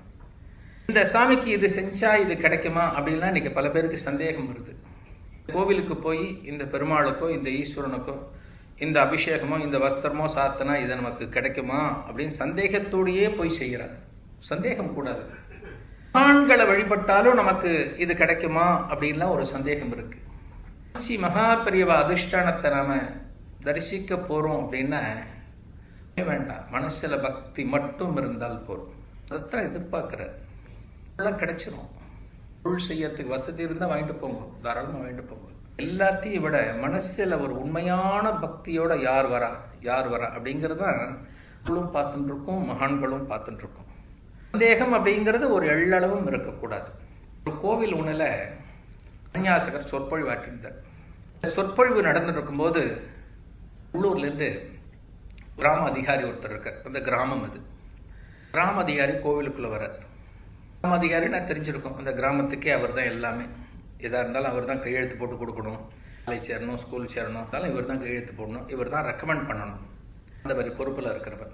சில பேருக்கு கொஞ்சம் காசு, பணம், பேர், புகழ் இதெல்லாம் பேச்சு கொஞ்சம் மாறும் சொல்லுவா. போது கோவிலா ஏறி இறங்குவா. கொஞ்சம் காசு, பணம் இதெல்லாம் கொடுத்து அப்படின்னா எல்லாமே கொஞ்சம் மாறி போயிடும். அதுபோல அந்த கிராம அதிகாரிக்கு கொஞ்சம் ஒரு மனசு மாறிடுது, புத்தி பேதலிச்சு கொடுத்தவருக்கு. போன்ற ஒரு பதவி கிடைச்ச பிறகு பேருக்கு ஒரு கையெழுத்து போட்டு கொடுக்கக்கூடிய ஒரு அதிகாரத்துல நாம இருக்கோம் அப்படிங்கறதெல்லாம் தெரிஞ்ச பிறகு கொஞ்சம் கர்வம் கொடுத்தவருக்கு. திடீர்னு கோவிலுக்குள்ள நுழைஞ்சவர் உபன்யாசகருக்கு முன்னாடி போனார். அந்த கோவில்ல நிறைய பேர் உட்கார்ந்து உபன்யாசம் கேட்டு இருக்க. உபன்யாசகருக்கு முன்னாடி போய் நின்று, யோ சுவாமிகளே ஒரு நிமிஷம் அப்படிங்கிறார். பதப்பத்தச்சு பாக்குறது, அடடா நம்ம கிராம அதிகாரியா இருக்காரே, இவர் எதுக்கு நிறுத்த சொல்றார் அப்படின்னு எல்லாரும் பாக்குறார். சுவாமி என்ன வேணும் உங்களுக்கு அப்படின்னு அந்த உபன்யாசகர் அந்த கிராம அதிகாரியை கேட்கிற இந்த ஒருக்கே தெய்வம் ஒரு கல்லு தானே, கல்லை நாம தானே இங்க கொண்டு வச்சிருக்கோம், கிராமத்துல நாங்க தான் கொண்டு வச்சோம், பண்ணி கொண்டு வச்சோம். நாங்க வச்ச கல்லுகிட்டயே நாங்களே திரும்ப போய், சாமி எனக்கு எங்க ஊர்ல மழையை கொடு, எங்க ஊர்ல பயிருக்கெல்லாம் நல்ல விளைச்சல் கொடு, எங்க ஊர்ல கால்நடைகள்லாம் நல்ல செழிப்பா இருக்கணும் அப்படின்னு நாங்க வேண்டிக்கிறோம் சாமி. எந்த விதத்துல நியாயம்? நாங்க வச்ச கல்லு எப்படி எங்களுக்கு நல்லது பண்ணும்? நாங்க தானே கொண்டு வச்சோம் அந்த கல்லை. இன்னும் ஒரு கேள்வியை கேட்கிறேன். உபன்யாசகர் ஒரு நிமிஷம் கொஞ்சம் சலனம் வந்தது அவருக்கு. அடடா இவருக்கு என்ன பதில் சொல்றதா வேண்டாமா அப்படின்னு சலனம். இந்த கிராமத்து மக்கள்லாம் ரொம்ப ஆர்வமா இருந்தா, இவர் என்ன பதில் சொல்ல போறார் அப்படிங்கறதுல ஆர்வமா இருந்தார். உபன்யாசகர் ஆரம்பிச்சார். அவர்கிட்ட பதில் சொன்னார். அவருக்கு இதுதான் இது. இதுல ஒரு சிற்பம் பண்ணி இங்க உள்ள வச்சிருக்கீங்க. இந்த சிற்பத்துக்கு மந்திரங்கள் ஜெபிச்சு 4 காலம் 6 காலம் பூஜை பண்ணி கும்பாபிஷேகம் பண்ணிருந்தீங்க. அதன் பிறகு வழிபாடு அப்படிங்கிற பேர்ல டெய்லி மந்திரங்கள் உச்சாடனம் ரீதியில நடந்துட்டு இருக்கு. எத்தனையோ பேர் இந்த சந்நிதிக்கு வந்து இந்த பகவானை பார்த்து அவனோட நாமத்தை மனசார சொல்றா. இந்த மந்திர ஜபங்கள் இந்த சந்நிதியில சேர்றது எல்லாம் சேர சேர சேர சேரத்தான் இந்த கல்லுக்கு ஒரு பலம் வருது, ஒரு சக்தி வருது. இப்ப கிராம அதிகாரின்னு சொல்றது, கையெழுத்துக்கு நல்ல மவுஸ் இருக்கு. ஒரு கையெழுத்து போட்டு கொடுத்தேன்னா பக்கத்து டவுனுக்கு போனா ஒரு மரியாதை இருக்கு, ஒரு ஸ்கூலுக்கு போறோமோ ஒரு ஹோட்டலுக்கு போறோமோ ஒரு மரியாதை இருக்கு. இந்த கிராம அதிகாரியா ஆகிறதுக்கு முன்னாடி நீங்க என்னவா இருந்தேன் அப்படின்னு கேட்கிற, ஒரு சாதாரண ஆளா இருந்தேன். அந்த நேரத்துல நீ ஒருத்தனுக்கு ஒரு கையெழுத்து போட்டு கொடுத்து இந்த ஸ்கூல்ல இவனை சேருங்கோ அப்படின்னு கொடுத்தா யாரான பக்கத்து ஊர்ல இருக்கிற ஸ்கூல்ல எடுத்துப்பான அப்ளிகேஷனு அப்படின்னு கேட்கிறாரு. அது எப்படி எடுத்துப்பான்? அப்ப நான் சாதாரண ஆளாச்சே அப்படின்னா, ஏதான்ப்பா இதுவும் சாதாரண கல்லு. அந்த கல்லுக்கு நாம பவர் கொடுக்க கொடுக்க கொடுக்க கொடுக்க அதுக்கு ஒரு சக்தி ஏறுறது. இப்படி நீ கிராம அதிகாரியா இருந்து உனக்கு ஒரு சக்தி, அதே போலத்தான் இந்த கல்லு. இந்த கல்லுக்கும் அப்படித்தான் ஒரு சக்தி சேர்ந்து இன்னைக்கு அந்த ஊரையே காத்து வருது அப்படின்னு அந்த உபன்யாசகர் சொன்னார். எந்த ஒரு விஷயத்தையும், ஒரு கோவிலுக்கு போறோம், ஒரு மகானை பார்க்க போறோம் அப்படின்னா மனசுல வந்து சந்தேகம்ங்கிறது ஒரு அணுவளவு கூட வரவே கூடாது, அணுவளவு கூட வரக்கூடாது. அந்த நம்பிக்கை இருந்தால்தான் நம்மளோட பக்தி வந்து ஒரு பூரணத்துவம் கிடைக்கும். எந்த ஒரு மடமாகட்டும், ஒரு கோவிலாகட்டும், எதுவாக இருந்தாலும் அந்த விருந்து உபச்சாரம் அப்படிங்கறது முக்கியம் அந்த காலத்திலிருந்து. காரணம், விருந்து அப்படிங்கிறது பலர் கூடக்கூடிய இடங்கள்ல தான் விருந்து நடக்கும். பார்க்கிறோம், ஒரு 2 பேர் சேர்ந்த என்னப்பா ஒரு டீ சாப்பிடலாமா அப்படிங்கிறோம், அது ஒரு சின்ன விருந்து. ஒரு பரஸ்பரம் பரிமாறுகிறது. பல பேர் இருக்கக்கூடிய இடத்துல வந்து அந்த விருந்து பரிமாறல் அப்படிங்கிறது நடக்கணும் அப்படிங்கிறது ஒரு சம்பிரதாயம். அன்னதானத்தை பத்தி நிறைய விஷயங்கள் சாஸ்திரங்கள்ல சொல்லப்பட்டிருக்கு. கோவிலாகட்டும், ஒரு மடமாகட்டும், அங்கு வரக்கூடிய பக்தர்கள் இவ வருவா, எத்தனையோ இடங்களுக்கு போவா. அவ போகும்போது அவளுக்கு சாப்பாடு பரிமாறணும் அப்படிங்கிறது ஒரு மிகப்பெரிய சம்பிரதாயம். சுவாமிகள் சொல்லுவார், யாருக்கும் இடிமின் அவர் இவர் என்னன்மின் அப்படின்னு சொல்லுவார். திருமந்திரத்துல சொல்லக்கூடிய வாசகம் அது. அதாவது ஒரு தானம், சாப்பாடு ஒருத்தருக்கு கொடுக்கும்போது அவர் இவர்னு பார்க்க கூடாது, ஏழை பணக்காரன் அப்படின்னு பார்க்க கூடாது, எல்லாருக்கும் கொடுக்கணும். அன்னத்துல மட்டும்தான் ஒரு துவேஷமே பார்க்க கூடாது. எல்லாம் தகுதி எறிஞ்சு கொடுக்கலாம். பணம் கொடுக்கறோம் அப்படின்னா அவருக்கு என்ன தேவைன்னு தெரிஞ்சு கொடுக்கலாம். தேவைக்கு அதிகமா கொடுத்தா அவன் ஊதாரி ஆயிடுவான், தப்பான எண்ணங்கள் வந்துடும். ஆனா அன்னம் அப்படி இல்லை. அன்னம் வந்து கொடுக்கலாம், எவ்வளவு வேணா கொடுக்கலாம். கொடுத்துட்டு கொடுத்தா அவன் வீட்டுக்கு எடுத்து போய் சாப்பிட போறான். அன்னம்ங்கிறது மட்டும்தான் ஒரு மனுஷனுக்கு கொடுத்து அவனை பூரண திருப்தி கிடைக்கக்கூடிய ஒரே விஷயம் அன்னம் மட்டும்தான். அன்னம் கொடுக்கக்கூடிய விஷயத்துல மகா சுவாமிகள் வந்து ரொம்ப பெரும் தாராளமா இருந்திருக்காரு. கேரளாவில் செருக்குன்னம் அப்படிங்கிற ஒரு இடத்துல ஒரு அன்னபூரணிக்கு ஒரு கோவில் இருக்கு. மகா சுவாமிகள் அடிக்கடி இந்த கோவிலை ரெஃபர் பண்ணுவார். இந்த கோவில்ல முக்கிய விசேஷம் என்னன்னா அன்னதானம் தான் விசேஷம். ராத்திரி எல்லாம் முடிஞ்ச பிறகு அங்க இருக்கக்கூடிய சாதத்தை என்ன பண்ணுவான்னா சின்ன சின்ன பட்டையா ஒரு இலையில போட்டு கட்டி, அதை ஒருத்தர் 2 பேர் சாப்பிட முடிய கட்டி, அந்த கோவில் வாசல்ல ஒரு மரம் இருக்குமா, அந்த மரத்துல கட்டி தொங்க விட்டுருவாளாம். ஆதி காலத்துல என்னன்னா ராத்திரி நேரத்துல அந்த பக்கமா திருடர்லாம் போவாளாம். திருடாள்லாம் பசியோட போகக்கூடாது அப்படிங்கிறதுக்காக அவ இந்த கோவில்ல சாப்பிட்டுட்டு திருட போவாளாம். எப்படி ஒரு பண்பு பத்தல, சாப்பாடு வந்து அவர் இவர்னு பார்க்கவே கூடாது. இத மகா சுவாமிகள் சொல்லியிருக்காரு. ஒரு விஷயம் பார்த்தா ரொம்ப ஆச்சரியமா இருக்கும். பாண்டவர்களும் கௌரவர்களும் ஃப்ரெண்ட்ஸ் கிடையாது. 2 பேரும் இப்படி, 2 பேரும் ஆப்போசிட். அந்த 2 பேருக்கும் யுத்தம் நடக்கும் போது ஒரு சேர மன்னன் 2 பேருக்குமே சாப்பாடு அனுப்பிச்சானாம். இது சங்க நூல்கள்ல குறிப்பிடப்பட்டிருக்கு. 2 படைக்குமே, பாண்டவர்களுக்கும் சரி கௌரவர்களுக்கும் சரி, டெய்லி சாப்பாடு கொடுத்தாங்க. சண்டை நடக்கும், நீ சாப்பிடு நீ சாப்பாடு, சாப்பாட்டுல அவ்வளவு விசேஷம்னு சொல்லிட்டு சாப்பாடு அனுப்பிச்சானா. மகா சுவாமிகள் சொல்லியிருக்காரு. அன்னதானத்தை பத்தி, அன்னத்தோட சிறப்பை பத்தி நிறைய விஷயங்கள் சொல்லியிருக்காரு. வேடன் கண்ணப்பன் வந்து எப்படி அமுது கொடுத்தான் காளகஸ்தீஸ்வரருக்கு அப்படின்னு சொல்லியிருக்காரு. கொடுத்தான் இல்லையா, தேன் கொடுத்தான். மகா சுவாமிகளே ஒரு தடவை ஸ்ரீசைலம் பக்கத்துல ஒரு யாத்திரை போயிருக்கு. 1934 வாக்குல அது. அந்த காலத்துல வசதிகள்லாம் அவ்வளவா கிடையாது. ஸ்ரீசைல யாத்திரை போது ஒரு காட்டு வழியா பயணம் நடந்துட்டு இருக்கு. சுவாமிகள் அவரோட சிஷ்யாலாம் நடந்துட்டு இருக்க. நடந்து போயிட்டு இருக்கும்போது திடீர்னு ஒரு ராத்திரி வேளையில ஒரு இடத்துல தங்கறதுக்கு போயிட்டு இருக்க. போகும்போது எதிர்த்தாப்புல செஞ்சூஸ் அப்படின்னு அங்க இருக்கிற காட்டுவாசிகள் சொல்லுவோம். செஞ்சூஸ் அப்படிங்கிற அந்த காட்டுவாசிகள் எதிர்த்தாப்புல வந்திருக்க. அவளுக்கு இந்த முதல்ல வர சிஷ்யெல்லாம் பார்த்தா சரி ஏதோ மோசமான கோஷ்டி போல இருக்கு, இவாளை நம்ம அடிச்சு துவம்சம் பண்ணினோம்னு எல்லாம் வில்லெல்லாம் கையில எடுத்துட்டாளாம். வர வர பார்த்தா மகா சுவாமிகள் வந்துட்டு இருக்க, தேஜோமயமா வந்துட்டு இருக்க. மகா சுவாமிகளை பார்த்த உடனே அந்த செஞ்சூஸ் அந்த அந்த வேடர்கள் குலத்துக்கே ரொம்ப ஒரு மனசு என்னாச்சுன்னா மனசு ரொம்ப இழகிடுது. ஆஹா, இப்படி ஒரு பிரகாசமான முகம் இருக்கிற ஆள் இந்த மாதிரி கூட்டத்தில் இருக்காருன்னு சொல்லிட்டு தபால்னு காலில் விழுந்துட்டாலும் சுவாமிகள் திருப்பாதத்தில் விழுந்துட்டார். விழுந்த பிறகு அப்புறம் தான் விஷயம் தெரிஞ்சது, இவெல்லாம் துறவிகள், துறவிகளுக்கு கைங்கரியம் பண்றதுக்காக வந்திருக்கிறவா அப்படின்னு தெரிஞ்சு தங்கறதுக்கு என்னென்ன உதவிகள் பண்ணணுமோ அந்த உதவிகளை அந்த வேடர்களும் பண்ண ஆரம்பிச்சுதான். ஒரு முகாம் முடிஞ்ச பிறகு முகாமுக்கு போகணும்னா அவளோட திங்ஸ் எல்லாத்தையும் தூக்கிட்டு வர்றது, ராத்திரி வாழலாம் படுத்துட்டு இருக்காள்னா அவளுக்கு காவலா இருக்கிறது, இதெல்லாம் அந்த செஞ்சூஸ் அந்த கூட்டம் பண்ண ஆரம்பிச்சது. ஒரு 3 நாள் இவா கூட இருந்திருக்க. ஸோ இந்த காட்டை தாண்டி அடுத்த ஒரு நகரத்துக்கு போக போறா. அந்த இடத்துக்கு அந்த வேடர் குலம் வராது, பிரிய போறா. பிரியும் போது அந்த இடத்துல தங்கும் போது மகா சுவாமிகள் மடத்து மேனேஜர்கிட்ட சொன்னார், கொஞ்சம் திரவியம் கொஞ்சம் தாராளமா கொடு, பணத்தை கொஞ்சம் தாராளமா கொடு, எவ்வளவோ நிறைய செஞ்சிருக்கா, அவரோட உழைப்பெல்லாம் மறக்க முடியாது அப்படின்னு மகா சுவாமிகள் சொல்லியிருக்காரு. மடத்தோட மேனேஜர் பணத்தை எண்ணி எண்ணி அந்த செஞ்சூஸோட அந்த தலைவன்கிட்ட கொடுத்துருக்கா. முகமே மாறி போயிடுது அவனுக்கு. எல்லாம் நாங்க தொடவே மாட்டோம் அப்படின்னு இருக்கான். இன்னும் பணத்தை எடுத்து வச்சுட்ட உடனே அந்த செஞ்சூஸ் அந்த தலைவன் அந்த மேனேஜர்கிட்ட காது கிட்ட போய் ஒரு விஷயம் குசு குசு, அதெல்லாம் இங்க சாத்தியமே இல்லை அப்படின்னு மேனேஜர் அவர்கிட்ட சொல்றாரு. அதெல்லாம் சாத்தியமே இல்லை அப்படிங்கிற. சுவாமிகள் உட்காந்துட்டு பார்த்துட்டு இருக்காரு. மேனேஜர் கூப்பிடுறாரு அப்படின்னு, என்ன ஏதோ உன்கிட்ட கேட்கறான், இதெல்லாம் சாத்தியம் இல்லைன்னு சொல்றியே, என்ன கேட்கறான் அவன்? சுவாமிகள் கேட்கிறார். சுவாமிகளுக்கு தெரியாத விஷயம் கிடையாது. சுவாமிகள் ஒரு விஷயத்தை ஒருத்தட்ட கேட்கறாருன்னா சுவாமிகள் தெரியாம கேட்கிறாரு நம்ம நினைக்கவே கூடாது, இரவாளுக்கு புரியணும், அதுக்காக அப்படி கேட்கிறார். ராமன் மனுஷனா கஷ்டப்பட்டான் இல்லையா, எத்தனை கஷ்டப்பட்டான். ராமன் கஷ்டப்படுவாங்கிறது நமக்குலாம் திருமால் அவதாரம் கஷ்டப்படுவாங்கன்னு இந்த வடிவத்துல இதெல்லாம் பண்ணணும். போல மகா சுவாமிகள் அந்த ரூபத்துல இருந்தா கேட்கணும், இப்படி கேட்கணும்.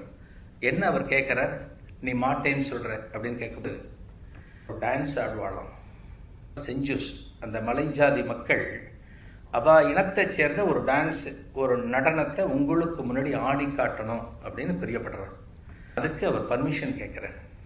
மகா சுவாமிகள் சொல்றார், உடனே நீ சொல்லிட்ட, நீயா ஒரு முடிவு எடுத்து எல்லாம் மகா சுவாமிகள் பார்க்க மாட்டார்னு ஏன் சார்பா நீயே சொல்லிட்டியோ அப்படின்னு மகா சுவாமிகள் கேட்கிறார். பெரியவா நானே சொல்லிட்டேன் அப்படின்ட்டு அவனை கூப்பிடுறார். இவனை கூப்பிடுறார், ஆடுங்கோ, ஒரே ஒரு கண்டிஷன், ஆம்பளைங்க மட்டும்தான் ஆடணும், ப்ளீஸ் ஆடக்கூடாது. இங்க ஆடலாம், சிறுமிகள் ஆடலாம். மகா சுவாமிகளுக்கு முன்னாடி நான் படிச்ச நூல் வரையில யாரும் எந்த பெண்ணும் நடனமாடி மகா சுவாமிகள் பார்த்ததில்லை, நடனத்தை தவிர. அந்த செஞ்சூஸ் அப்படிங்கிற அந்த மலை ஜாதி மக்களுக்கு பெரிய பாக்கியம் 1934 கிடைச்சிருக்கு. மகா சுவாமிகள் உட்கார்ந்துட்டு இருக்க, அவருக்கு முன்னாடி எல்லாம் நடனம் ஆடின்னு இருக்க. அந்த நடனமாடை முடிச்ச பிறகு அவ எல்லாருக்கும் பிரசாதம் கொடுத்து சுவை உணவு, அதுக்கு பிறகு அவளுக்கு உணவு உபச்சாரம் எல்லாம் முடிச்சு அதுக்கு பிறகு அவளை அனுப்பிச்சாலாம். இங்கிருந்து விருந்து உபச்சாரம் அப்படிங்கிறது எதிராளியை நம்ம ஈஸியா புரிஞ்சுக்க முடியும். உபச்சாரம் பண்ணும்போது 2 பேருமே புரிஞ்சுக்க முடியும். சாப்பாடு போடுறவன் எப்படி போடுறாங்கிறது சாப்பிட்றவன் புரிஞ்சுக்க முடியும். சாப்பிட்றவன் சாப்பாடு எப்படி போடுறான், என்னென்ன ஐட்டம் போடுறான், இவன் கஞ்சத்தனமா போடுறானா, எல்லாமே புரிஞ்சுக்க முடியும் 2லையுமே. வீட்டுல குடும்பத் தலைவரோட நண்பர் ஒருத்தர் வர உட்கார்ந்து பேசிட்டு இருக்க. அந்த குடும்பத் தலைவரோட பையன் வேகமா அதுல ஏதோ குசு குசுன்னு சொல்றான். ஒன்னும் புரியல, பேசுற. அப்புறம் சொல்லுங்க என்னாச்சு, உங்க ஆபீஸ்ல அவனுக்கு என்ன வேலை போடுத்த அப்படின்னு ஏதோ பேசிட்டு இருக்க. அந்த பையன் திரும்பவும் காதல் அப்பா அப்பா அப்படின்னு குசு குசுங்கிறான். என்னடா குசு குசுன்னு சொல்லி தொலை, சத்தம் போட்டு சொல்லி தொலை, உனக்கு எத்தனை வாட்டி நான் சொல்லியிருக்கேன் இப்படிலாம் குசு குசுன்னு பேசாத அப்படின்னு அப்பா சொன்னோன்னு அந்த பையன் கத்துனானா, ஐயோ அப்பா காஃபி குடின்னு இவர்கிட்ட கேட்டுறாதீங்க, காஃபி பொடி வாங்க அம்மா மறந்துட்டாலாம், இவர்கிட்ட கேட்டா காஃபி கொண்டான்னு சொல்லிடுவாராம், அதனால கேட்க வேண்டான்னு அம்மா என்கிட்ட சொல்லி தொலைச்சா, அதைத்தான் சொல்ல வந்தேன் அப்படின்னு அந்த பையன் சொன்னான்.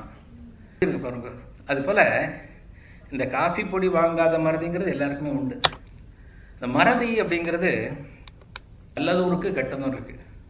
சில நேரத்தில் சில மறதி ரொம்ப நல்லதா இருக்கும், கொடுக்க வேண்டியிருக்கும், நம்ம மறதி ரொம்ப நல்ல அடு, அதை வாங்கணும்னா அங்கே மறதி இருக்காது, கரெக்டாக இருக்கும், அங்கே நல்லா வேலை செய்யும். ஐன்ஸ்டீன், ஆல்பர்ட் ஐன்ஸ்டீன் ஒரு பெரிய விஞ்ஞானிக்கு ரொம்ப சுவாரஸ்யமான விஷயம், அவருக்கு ஞாபக மறதி அடிக்கடி வருமா. அவருக்கு ஒரு நாள் ஒரு ட்ரெயினில் போயிட்டு இருக்கார், ஊர்லேருந்து இன்னொரு ஊருக்கு போயிட்டு இருக்கார். போயிட்டு இருக்கும்போது இந்த டிக்கெட் செக்கர் வந்துட்டார், வந்து டிக்கெட் செக் பண்ணிட்டு இருக்காரு எல்லாத்தையும், அவங்க டிக்கெட் காமிங்க, ஐடி கார்டு, பிஎன்ஆர் நம்பர் எல்லாம் காமிங்கன்னு காமிச்சிட்டு கேட்டுட்டு வந்து ஐன்ஸ்டீன் வரும்போது ஐன்ஸ்டீன் வந்து சட்டப்பையில் கை விடுறாரு, இங்கே பேண்ட்டில் கை விடுறாரு, கோட்டில் விடுறாரு, டிக்கெட்டை காணும் வரட்டேன்.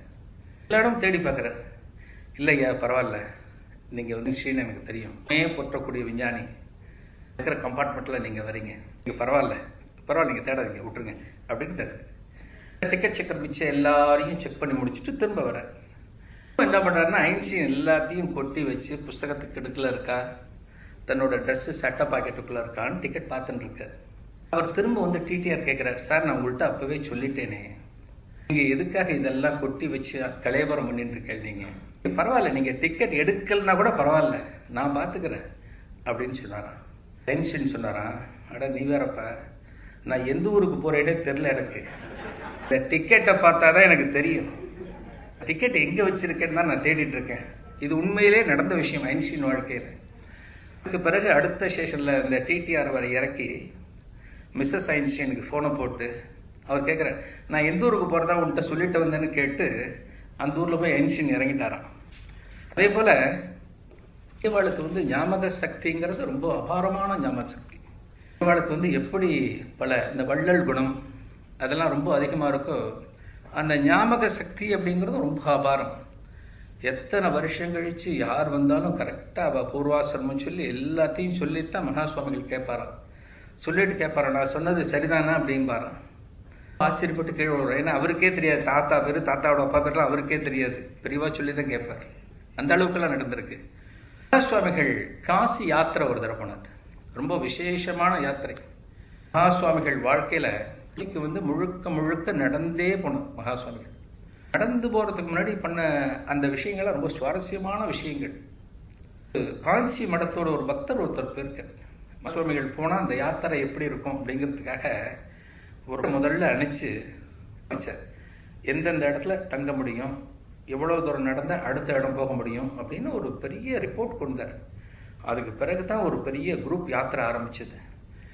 அந்த காலத்துல வந்து பாஷை தெரியாது, ஒன்றும் தெரியாது, அந்த மாதிரி இடத்துக்கு போய் யாரும் அவஸ்தப்படக்கூடாது அப்படிங்கிறதுக்காக ஒரு ஒருத்தர் உண்மையிலே அனுப்பிச்சு அவர் குறிப்பெல்லாம் எடுத்து இங்க சாப்பிடலாம், இங்க டென்ட் போட்டுக்கலாம் அப்படிங்கறதெல்லாம் குறிச்சுட்டு வந்து அதுக்கு பிறகு பண்ணலாம் அந்த யாத்திரை. காசி யாத்திரை முடிஞ்சு திரும்பி வந்துட்டு இருக்கார் மகா சுவாமிகள். 2 வருஷம் கழிச்சு வரும்போது ஒரு சமஸ்தானம், கியோஞ்சர் சமஸ்தானம்னு அந்த சமஸ்தானம் இருக்கக்கூடிய ஒரு காட்டு பகுதிக்கு வர்றார் மகா சுவாமிகள். அந்த காட்டு பகுதியில ஒரு 3 நாள் முகாம் அங்க இருக்கலாம் அப்படின்னு தீர்மானம் பண்றார். அந்த இங்கேயும் அந்த சென்ட் ஜோஸ் மாதிரி மலைஜாதி மக்கள் இந்த சமஸ்தானத்திலேயும் நிறைய பேர் இருக்கா அந்த இடத்துல. மலைவாசிகள் அத்தனை பேரையும் மகா சுவாமிகள் பார்க்கும்போது அவளுக்கெல்லாம் சாப்பாடுக்கெல்லாம் என்ன பண்றா அப்படின்னு முதல் நினைப்பு அதான் போறோம். மகா சுவாமிகளுக்கு ஒருத்தர் பார்த்தாச்சுன்னா ஏழ்மை தெரிஞ்சதுன்னா இவ சாப்பாட்டுக்கு என்ன பண்றா அப்படிங்கறத அவர் மனசுல போகும். சொல்றார், மேனேஜரை கூப்பிட்டு சொல்றாரு, நாம தங்கி இருக்கிற 3 நாளும் இவாளுக்கு வந்து நாம சமைச்சு சாப்பாடு போடணும் அப்படின்னு மேனேஜர்கிட்ட சொல்றாரு. மேனேஜர் கொஞ்சம் தலையை சொரிஞ்சு நிற்கிறார். மடத்துல இருக்கக்கூடிய நம்ம சிஷ்யாளுக்கு சமையல் பண்றதுக்கு உண்டான வசதிகளே இந்த காட்டுல கிடையாது, என்ன பண்றது பெரியவா அப்படின்னு கேட்கும்போது அவளுக்கு உளுப்பையா கொடுத்துடு, சமைச்சுக்கட்டும் அப்படின்னு மகா சுவாமிகள் சொன்னாராம். உளுப்பை அப்படிங்கிறது என்னன்னா சாப்பாடு கிடையாது, அதுக்கு உண்டான திரவியங்களை தனியா கொடுத்துருவான். கொஞ்சம் அரிசி, கொஞ்சம் பருப்பு, கொஞ்சம் எண்ணெய், உப்பு, என்ன தேவையோ அதை கொடுத்தாச்சுன்னா அவ இடத்துக்கு போய் அவ பண்ணி சாப்பிட்டுக்கலாம். உப்பையா அவளுக்கு கொடுத்துரும். அது அந்த தர்மம் விட்டு போகக்கூடாது அப்படிங்கிற எண்ணம் அவளுக்கு, மகா சுவாமிகளுக்கு. இளையாத்தங்குடியில ஒரு தடவை இருக்கும்போது கூட சர்க்கஸ் கம்பெனி அங்க பக்கத்துல இருந்திருக்கு. மகா சுவாமிகள் இளையாத்தங்குடியில முகாம் இருக்கும்போது சர்க்கஸ் கம்பெனி தொழிலாளிகள் ரொம்ப நசிஞ்சு போய் வருமானம் இல்லாம, பார்க்க வரத்துக்கு ஜனங்கள் இல்லாம, சாப்பாட்டுக்கு ரொம்ப அவஸ்தைப்பட்டிருந்தார். மகா சுவாமிகள்கிட்ட வரும்போதும் அதே மாதிரி தான் அந்த உலுப்பையா அவளுக்கு கொடுத்துடு, அவ கஷ்டப்படக்கூடாது, பல பேரை சந்தோஷப்பட வைக்கிறவா கண்ணில் ஜலம் வரக்கூடாதுன்னு மகா சுவாமிகள் சொல்லி அந்த சர்க்கஸ் ஜனங்களுக்கும் அந்த உலுப்பையா இதை கொடுத்தாளாம் மகா சுவாமிகள். விருந்து அப்படிங்கிற பண்பு எல்லாம் இருக்குமா அப்படிங்கிறது ரொம்ப ஆச்சரியமான விஷயம், அதிர்ச்சியான விஷயம். விருந்து உபச்சாரம் அப்படிங்கிறத நம்மளோட அடுத்த ஜெனரேஷனுக்கு கொண்டு போறது, சந்ததிகள் நல்லா இருக்கணும் அப்படிங்கிறதுக்கு விருந்து உபச்சாரங்கிறது ரொம்ப ஒரு முக்கியமான விஷயம். அதெல்லாம் ரொம்ப குறைஞ்சு போச்சு. நான் சொன்னேன் இல்லையா, இந்த டீ பொடி, காஃபி பொடி மறந்து போயிட்டாங்கிற மாதிரி தான் பல இடங்கள்ல இருந்துட்டு இருக்கு. அதுக்கு காரணங்கள், பல காரணங்கள் இருக்கலாம். அவசரம், ஆபீஸ் வேலை, டென்ஷன் நிறைய இருக்கலாம். அந்த தன்மை இன்னைக்கு எல்லாத்தையும் வளரணும். அதுக்காக தான் மகா சுவாமிகள் ரொம்ப பாடுபட்டிருக்க. நண்பர் ஒருத்தரோட வீட்டுக்கு போயிருக்க, உச்சாரம் பண்ண, வாப்பா ரொம்ப கழிச்சு வந்திருக்கேன், சாப்பிடலாம், சாப்பாட்டு நேரத்துக்கு வந்திருக்கேன், நீ வீட்டில் சாப்பிடலாம் அப்படின்னு. சாப்பிட்றப்பா அப்படின்ட்டார். அவரும் எடுத்து வச்சார், சாப்பாடெல்லாம் போட்டு சாப்பிட்டு இருக்கும்போது அந்த வீட்டு நாய் பக்கத்துல உட்காந்து முறைச்சு அவரை பார்த்துட்டு இருக்கு. சாப்பிட்றவரை முறைச்சு பார்த்துட்டு இருக்கு. போட்டு உட்காந்துட்டு இருக்குமே அந்த மாதிரி உட்காந்துருக்கு. பயம், தட்டை பிடிங்கிட்டு போயிடுமோன்னு ஒரு பயம் இருக்கு. எடுத்து சாப்பிட்ற, என்ன நாய் ஒரு மாதிரி முறைச்சுன்னு இருக்கு அப்படின்னு கேட்குறேன். இல்லை அது ஒன்றும் இல்லை, புதுசா நீ வந்திருக்க இல்லையா தான் அது அப்படின்னு சொல்ற. வெளியில விளையாட போனா அவரோட பையன் உள்ள வரான், 7-8 வயசு பையன் உள்ள வரான். அவனும் பார்த்து நாய் எப்படி முறைக்கிறதோ அதே மாதிரி முறைக்க ஆரம்பிச்சா அவனும். இப்ப நாய்க்கு சாப்பாடு போற தட்டுல அவருக்கு போட்டிருக்க, நாய் முறைச்சு பார்த்துட்டு இருக்க, அதோட தட்டு போய் கொடுத்துருக்கியப்பா அப்படின்னு 100% போட்டு உடைச்சிட்டான். உபச்சாரங்கள்லாம் ஏதோ ஒரு வகையில ஒரு சின்ன வேதனை இருக்கு. நினைச்சுட்டு இருப்பா, சாப்பிட்ட பிறகு கொஞ்சம் சிரமப்பரிகாரம் நிறைய இருக்கு. இந்த விருந்து உபச்சாரம்ங்கிறது ஒரு மாசம் ஃபுல்லா பேசலாம், ரொம்ப நல்லா இருக்கும். கல்யாண சமையல் சாதம் மாதிரி ஒரு திருப்தி கிடைக்கும். அது அந்த உபச்சாரத்துல இன்னைக்கு நிறைய குறைவுகள் இருக்கு. மகா சுவாமிகள் வாழ்ந்த வரையில அதை நிறைய சொல்லியிருக்க. குடும்பத்துல யாரான ஒருத்தர் கேட்டு ஒரு நாளைக்கு செய்யறதுங்கிறது பல புண்ணியங்கள் நமக்கு தரும். அது இன்னைக்கு பல பேருக்கு தெரியறதில்லைன்னு அதை உணர்றதுக்கு உண்டான ஒரு நேரங்கிறது. காஞ்சி மடத்துல மகா சுவாமிகள் இருந்தபோது பக்தர் மடத்தோட கைங்கரியத்துக்காக ஒரு 2 மூட்டை அரிசி வாங்கி கொடுத்தார். கூடிய பக்தர்களுக்கு சமைச்சு போடணும் அப்படிங்கிறதுக்காக ஒரு 2 மூட்டை அரிசி கொடுத்திருந்தார். அன்னைக்கு ராத்திரி என்னாச்சுன்னா, உக்ரானத்துல இருக்கக்கூடிய அந்த சமையல் வேலைகளை இருக்கக்கூடிய ஒரு ஆசாமி 2 மூட்டையில ஒரு 1/4 மூட்டை அரிசிய தெரியாம போகும்போது சைக்கிள் வச்சு கிளம்பிட்டு, ரொம்ப வருஷத்துக்கு முன்னாடி, அப்பெல்லாம் செக்யூரிட்டி அதெல்லாம் கிடையாது. போகும்போது மடத்தோட ஊழியர்கள் ஒரு 2 பேர் பார்த்துட்டா. படுத்தவ அப்படியே பரளும் போது பார்த்துட்டா, என்னடா மூட்டை வச்சுட்டு இருக்கான்னு. அவனை துரத்திட்டு போய் அவனை பிடிச்சி மூட்டையோட அவனை அங்கேயே மடத்துல இருக்க வச்சு, மகா சுவாமிகள்கிட்ட சரண்டர் பண்ணணுமே, அவர் தான் தீர்ப்பு சொல்லணும் ங்கிறதுக்காக அவனை கொண்டு மடத்திலே வச்சு அடுத்த காத்தால மகா சுவாமிகள் விஸ்வரூப தரிசனம்லாம் முடிச்ச பிறகு கொண்டு போய் நிறுத்தினார். மகா சுவாமிகள்கிட்ட சொல்றார், அப்படிங்கிற நம்ம உக்ரானத்துல இருக்கான், அரிசி ஒருத்தர் கொண்டு கொடுத்தாரே மடத்தோட கைங்கரியத்துக்கு, ஒரு 1/4 மூட்டை அரிசிய மூட்டை கட்டின்னு எடுத்துன்னு நேற்று போக தெரிஞ்சா, இவ்வளவோ பேர் இருக்கா நாட்டுல, மூட்டை அரிசி எடுத்துன்னு போனோன்னு பிடிச்சிட்டாரான். மகா சுவாமிகள்கிட்ட சொல்ற. சுவாமிகள் பாக்குறாரு, அவனை எதுக்கு பிடிச்சி நீங்க அப்ப போக விட்டுருக்க வேண்டியதானே. வீட்டுக்கு அதிர்ச்சி. ஏதோ மகாபரியா மெடல் போடுவா, இந்த 2 பேர் பிடிச்சிருக்காரு இல்லையா, மகாபரியா மெடல் போட்டு ஒரு கௌரவம் எல்லாம் பண்ணுவா, திருடால பிடிச்சிட்டான்னு அவளுக்கு ஒரு நினைப்பு. எதுக்கு பிடிச்ச அவளை போக விட்டுருக்க வேண்டியதானே அப்படின்னு மகா சுவாமிகள் சொன்ன உடனே அந்த 2 பேருக்கு கொஞ்சம் காத்து போன பலூன் மாதிரி ஆயிடுத்து, சுரத்து இறங்கி எடுத்து. மடத்துக்கு அரிசி மூட்டை அழுத்துன்னு போனா இவன் இங்கே சாப்பிட்றான். ஒரு குடும்பம் இருக்கு இல்லையா, ஒரு மனைவி உண்டு, குழந்தைகள் உண்டு, அம்மா உண்டு, இருக்கலாம், சித்தி இருக்கலாம், பக்கத்துல சொந்தங்கள் இருக்கலாம். அவளோட சாப்பாட்டுக்கெல்லாம் என்ன பண்ணுவான், யாரையும் இங்கேயா கூட்டின்னு வர முடியும், அவளுக்கு சாப்பாடு போடலான்னு தான் இந்த மூட்டையை எடுத்துன்னு போயிருப்பான். பிடிச்சுன்னு வந்த இல்லைன்னு சொல்லிட்டு மகா சுவாமிகள் சொன்னாராம். அது அதுக்கு பிறகு மகா சுவாமிகள் சொன்னாராம், எடுத்துட்டு போனதுல நமக்குத்தான் லாபம். அவன் 1/4 மூட்டை அரிசியை எடுத்துட்டு போனதுல நம்ம மடத்துக்குத்தான் லாபம். என்னன்னா, அந்த 1/4 மூட்டை அரிசியை சாதமாக்கி இங்க சில பேருக்கு போடணும்னா உனக்கு அக்னி செலவாகும், காய்கறி செலவாகும், பருப்பு செலவாகும், எண்ணெய் செலவாகும். இதையெல்லாம் மிச்சப்படுத்தி நமக்கு அவன் சௌகரியம் பண்ணியிருக்கானே, அவனை போய் பிடிச்சிட்டாடப்பா, ராத்திரி ஃபுல்லா பிடிச்சி இங்க வச்சிருக்கேன்னு சொன்னோன்னு அந்த 1/4 மூட்டை திரும்ப காலில் விழுந்துட்டான் மகா சுவாமிகள் காலில். ஏதோ தப்பு பண்ணிட்டேன், ஒண்ணு நீ இதை பகல்ல எடுத்துட்டு போகணும் அப்படின்னாரு மகா சுவாமிகள். இந்த மூட்டையை நீ ராத்திரியில் எடுத்துட்டு போக கூடாது, ரைட் அண்ட் ராயில நீ பகல்ல எடுத்துன்னு போகணும். ஒரு வார்த்தை சொல்லிட்டு எங்க வீட்டுல சாப்பிடணும் அப்படின்னு சொல்லி எடுத்துன்னு போகணும்னு சொல்லிட்டு மகா சுவாமிகள் சொன்னாராம். இதே ஒரு இன்சிடென்ட் நான் கிருஷ்ணகான சபையில சொல்லியிருக்கேன்னு நினைக்கிறேன். தீபாவளி நேரத்துல பக்கத்துல மகா சுவாமிகள் முகாம் இருந்திருக்காரு. மகா சுவாமிகளுக்கு எப்படி ஒரு கருணையான மனசு அப்படிங்கிறதுக்கு தான் இந்த உதாரணங்கள். நம்ம எல்லாம் சும்மா இருப்போமா? நம்ம ஆத்துல இருந்து ஒரு அரிசியை ஒருத்தர் எடுத்துன்னு போனா நம்ம சும்மா விட்டுருவோம் சார்? போலீஸ், டிஎஸ்பி, டிஜிபி யார் யார் மேல இருக்காளோ அது வரைக்கும் போய் சாதாரண மூட்டை திறனுக்கு நம்ம தண்டனை வாங்கி கொடுப்போம். நம்ம மகா சுவாமிகள் எப்படிப்பட்ட ஒரு கருணை தெய்வம் அப்படிங்கிறதுக்கு இந்த சம்பவங்கள். தேனம்பாக்கத்துல மகா சுவாமிகள் முகாம் இருக்கும்போது ஒரு தீபாவளி டைம், அது மடத்துக்கு வரவாள் என்ன பண்ணுவாள்னா, இந்த தீபாவளி டயத்துல மடத்துக்கெல்லாம் அப்பெல்லாம் பெரிய அளவுக்கு வருமானம் கிடையாது. அந்த காலத்துல தீபாவளிக்கு எல்லாம் வாங்கி தருவார், புடவை, வேஷ்டி. மடத்துல இருக்கக்கூடிய சிப்பந்திகள் பயன்படுத்தணும், அவளுக்கு தீபாவளிக்கு துணிமணிகள், புது துணிமணிகள் கிடைக்கணுங்கிறதுக்காக வாங்கிட்டு வருவார். புடவை, வேஷ்டி, சட்டை, துணி எல்லாம் வரும்போது ஒரு நாள் 2 நாள் முன்னாடி அதெல்லாம் பிரிச்சு கொடுத்துருவா. இந்த நீ உங்க ஆத்துல 2 பேர், இங்க ஒருத்தர் அப்படின்னு எல்லாத்தையும் பிரிச்சு கொடுத்துருவா.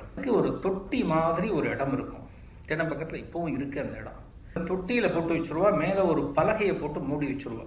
அந்த மாதிரி பீரோலாம் உள்ள வச்சு பூட்டிலாம் வைக்கிறது கிடையாதுங்க, உள்ள இருக்கும். மேல ஒரு பலகை போட்டு மூடி வச்சிருவா. தீபாவளிக்கு ஒரு 2 நாள் முன்னாடி சிஷியனுக்கு 2 நாள் கழிச்சு நமக்கு புதுசா துணி எல்லாம் வரப்போறது, இதுல என்ன கலர் சட்டையை நம்ம எடுத்துக்கலாம்னு சும்மா திறந்து பார்த்துருக்கேன். உள்ள ஒண்ணுமே இல்லை, எல்லாமே காலியா இருக்கு. ஒரு 8 வேஷ்டி இருந்தது, 4 புடவை இருந்தது, 2-3 சட்டை இருந்தது, எல்லாமே இருந்தது. எதுவுமே இல்லை, எல்லாமே காலியா இருந்தது. பிடிச்சுன்னு ஒரு 4-5 பேரை கூட்டிட்டு மகா சுவாமிகள்கிட்ட போனோம். அந்த இடம் காலியா இருக்கு, எந்த இடம்? எல்லாம் போட்டு வச்சிருப்போமே, கொடுக்குற வேஷ்டி, புடவை எல்லாத்தையும் நம்ம போட்டு வச்சிருப்போமே தீபாவளிக்கு முன்னாடி கொடுக்கறதுக்காக, துணிமணிகளே இல்லை அப்படின்னா யா வாங்க அப்படின்னு மகா சுவாமிகள் நினைச்சிட்டாங்க. ரொம்ப நேரம் கழிச்சு வந்தாலும் காஞ்சிபுரத்துல நல்ல ஸ்வீட் கடை இது அப்படின்னு கேட்டாராம் 4 பேர்கிட்ட. இந்த தெருவில் இந்த ஸ்வீட் கடை ரொம்ப நல்லா இருக்கும், நாங்க ஒரு 2 கிலோ ஸ்வீட்டை வாங்கிக்கோ, கடையில எண்ணெய் வாங்கிக்கோ, அதெல்லாம் வாங்கிக்கோ, தீபாவளிக்கு வேற என்ன வேணும் அப்படின்னு சொல்லும்போது நான் பட்டாசு அப்படின்னா ஒரு பட்டாசு ஒரு நல்ல பண்டிலா வாங்கிக்கோ, இது 3த்தையும் வாங்கிட்டு என்கிட்ட வாங்கும் அப்படின்னு மகா சுவாமிகள் சொன்னாராம். யாரோ முக்கியமான ஒரு ஜனாதிபதி மாதிரி ஒரு கெஸ்ட்டுக்கு மகா சுவாமிகள் கொடுக்க போறாரு போல இருக்கு தீபாவளிக்கு அப்படின்னு எல்லாம் பறந்து போனேன். காஞ்சிபுரம் போய் அந்த ஸ்வீட்டு, பட்டாசு, எண்ணெய், அரப்பு எல்லாத்தையும் வாங்கிட்டு மகா சுவாமிகிட்ட வச்ச 1 hour கழிச்சு மடத்துல இங்க இருக்கானே கோண்டுன்னு ஒருத்தன் வீடு, அவங்க கிட்ட போய் இது எல்லாத்தையும் கொடுத்துட்டு, பசியும் எடுத்துட்டு போய் தீபாவளி கொண்டாட முடியாதுடா, மகா சுவாமிகள் ஸ்வீட்டு, பட்டாசு, தீக்கிறதுக்கு எண்ணெயிலேருந்து எல்லாம் மகா சுவாமிகள் கொடுத்தா அப்படின்னு சொல்லிட்டு தீபாவளியை நன்னா உனக்கு கொண்டாட சொல்லுன்னு சொல்லிட்டு வர சொல்லிட்டாங்க. கோண்டுங்கிற அந்த மடத்துல இருக்கக்கூடிய அந்த ஊழியர் எல்லாத்தையும் ஆத்துக்கு எடுத்துன்னு போயிட்டான் அப்படிங்கிறத மகா சுவாமிகள் கண்டுபிடிச்சு, அது மட்டும் வச்சு எப்படி ஒருத்தன் தீபாவளி கொண்டாட முடியும்? தீபாவளி கொண்டாடுறதுக்கு எல்லாம் வேணும் இல்லையா? புது ட்ரெஸ் எப்படி இருக்கோ, பட்டாசு வேணும், ஸ்வீட் வேணும், எல்லாத்தையும் வாங்கி கொடுத்து மகா சுவாமிகள் பூரணமா தீபாவளியை கொண்டாடு அப்படின்னு அந்த எடுத்துன்னு போனவனுக்கு மகா சுவாமிகள் சொல்லி அனுப்புறாரு. இதை எடுத்தா நம்ம எப்படி நம்ம சிந்திப்போம், நம்ம எப்படி கொடுப்போம், நம்ம எப்படியெல்லாம் நம்ம ஒரு தண்டனை கொடுக்கணும் அப்படின்னு நாம விருப்பப்படுவோம். மகா சுவாமிகள் அந்த ஒரு சிச்சுவேஷனை எப்படி ஒரு இனிமையா மாத்திரா இருப்பார் போல. அமைச்சர் காமராஜருக்கு ரொம்ப நல்ல குணங்கள்லாம் நிறைய உண்டு. ஒருத்தர நான் ஒரு தடவை சொல்லியிருக்கேன், காமராஜரையும் ஒரு மகான் அப்படின்னு தான் என் மனசுல நான் நினைச்சிட்டு இருக்கேன். சமுதாயத்துக்கு யார் யாரெல்லாம் நல்லது பண்றாளோ அவ எல்லாருமே மகான் சார். மகான் எடுத்துக்கலாம், தாராளமா எடுத்துக்கலாம். காமராஜர் முதலமைச்சரா இருந்த போது வேலூர் பக்கத்துல ஒரு கிராமத்துல இருந்து ரெட்டியார் ஒருத்தர் காமராஜர் சந்திக்கிறதுக்காக வர்றார். செக்ரட்டேரியட் வர்றார். வந்துட்டு அனுமதி வாங்கிட்டு சந்திக்கும் போது காமராஜர் எந்திரிச்சு வரவேற்கிறார். ஐயா ரெட்டியார இருக்க, ரொம்ப நாள் ஆச்சு பார்த்து, வா வா உட்கார் அப்படின்னு உட்காந்து வச்சு காமராஜர் சரிக்கு சமமா உட்காந்து வச்சு பேசுறாரு. காஃபி டீ பிஸ்கட் எல்லாம் கொண்டு வர சொல்றார். ஒன்றுனா காமராஜர் ஜெயிலில் இருக்கும்போது அவரும் கூட ஜெயிலில் இருந்திருக்கு. ரொம்ப ஏழை, ரொம்ப நேர்மையான மனுஷன் அந்த ரெட்டியார். திடீர்னு சொல்லிக்காம கொள்ளாம வந்திருக்க, என்ன விசேஷம் அப்படின்னு காமராஜர் கேட்கிறார். இந்த ரெட்டியார் சொல்றார், பையனுக்கு கல்யாணம் பண்றேன். ரொம்ப நல்ல விஷயமாச்சே, இதையும் ரொம்ப தயங்கி சொல்றேன். ரொம்ப நல்ல விஷயமாச்சேயா, கல்யாணம் நடக்கட்டும். நான் என்ன ஹெல்ப் பண்ணணும்? வீட்டிலேருந்து ஏதான உதவி வேணுமா? என்ன வேணும்? பணம் வேணுமா? என்ன வேணும் அப்படின்னு காமராஜர் கேட்கிறாரு. கல்யாணமே உங்க தலைமையில தான் நடக்க போகுது. தலைமை இல்லையா? எல்லாத்தையும் சொல்லிட்டேன். கல்யாணத்துக்கு நாள் ரொம்ப கம்மியா இருக்கு, ஒரு 10 நாள் 15 நாளுக்குள்ள இருக்கு. எல்லாத்தையும் சொல்லிட்டேன். முதலமைச்சர் காமராஜர் ஐயா தான் வருவார், அவர் தலைமையில தான் கல்யாணம் நடக்க போறதுன்னு நான் சொல்லிட்டேன். அந்த ரெட்டியார் காமராஜருக்கு முகமே மாறிடுது. முதலமைச்சர் என்ன கேட்காம எப்படி நான் வருவேன்னு நீ சொல்ல முடியும்? முதலமைச்சருக்கு எத்தனை வேலைகள் இருக்குன்னு உனக்கு தெரியுமா? நீ எப்படி சொல்ல முடியும் அப்படின்னு கேட்கும்போது ரெட்டியார் சொல்றார், என் மகனுக்கு கல்யாணம் நடக்கக்கூடிய அன்னைக்கு நீங்க வேலூருக்கு வரீங்கன்னு நான் பேப்பர்ல பார்த்தேன். வேலூர்ல இருந்து என்னோட கிராமம் பக்கத்துல இருக்கு, எப்படியும் நீங்க வந்துடுவீங்கன்னு நான் வெளியில எல்லாத்தையும் சொல்லிட்டேன் அப்படின்னு சொல்லியிருக்கார் ரெட்டியார். இல்ல, நான்லாம் வர முடியாது, எனக்கெல்லாம் 68 வேலைகள் இருக்கு, ஒரு முதலமைச்சரோட வேலைகளை நீ அவ்வளவு எளிதா நினைக்காத அப்படின்னு சொல்லி ரெட்டியார் அனுப்பிச்சிட்டார் காமராஜர். ரெட்டியார் ரொம்ப கவலையோட வந்துட்டார். என்னடான்னா கிராமத்துல எல்லாத்தையும் சொல்லிட்டார், காமராஜர் என்னோட நண்பர், அவசியம் வருவார், அவசியம் கல்யாணத்துக்கு வருவார், எல்லாத்தையும் சொல்லிட்டார். கல்யாண நாளும் வந்தது. ரெட்டியாருக்கு ஒரே கவலை, காமராஜர் வரமாட்டேன்னு சொல்லிட்டாரு. அதனால கல்யாணம் நடந்து முடிகிற நேரத்துல ஒரு கார் வந்து நிக்கிறது அவரோட வீட்டு வாசல்ல. ஒரு அரசாங்கத்தோட ஒரு ஊழியர் ஒருத்தர் இறங்குறாரு. இன்னொரு 10 நிமிஷத்துல காமராஜர் ஐயா இங்க வீட்டுக்கு வர, முகத்தோட சந்தோஷத்தை பார்க்கணுமே. கல்யாணம் முடிஞ்சு போன ஜனங்கள் எல்லாரையும் கூப்பிட்டாராம், காமராஜர் ஐயா வராருன்னு சொல்லி கூப்பிட்டாராம். ஒரு 10 நிமிஷம் கழிச்சு காமராஜர் வர்றாரு. இறங்குறார், ரெட்டியாரை பார்க்கிறார், கட்டி பிடிச்சிக்கிறார், பையனை கூப்பிட்றாரு, ஆசீர்வாதம் பண்றாரு. வண்டியிலேருந்து அதெல்லாம் எடுத்துட்டு வாயா அப்படிங்கிறார்.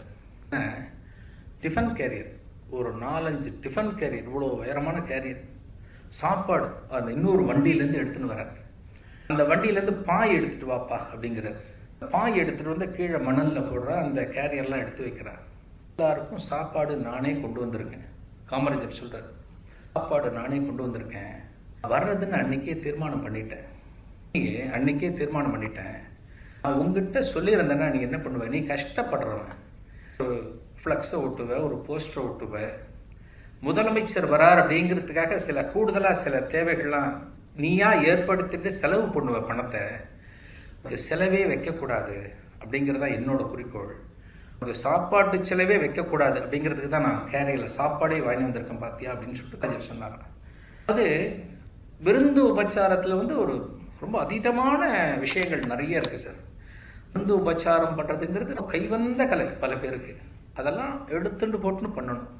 ஏப்ரல் கிட்டத்தட்ட இது மாம்பழ சீசன் வர ஆரம்பிச்சுடுத்து. மாம்பழம் சம்பந்தமா ஒரு சின்ன மகா சுவாமிகள் சம்பந்தப்பட்ட ஒரு இன்சிடென்ட்.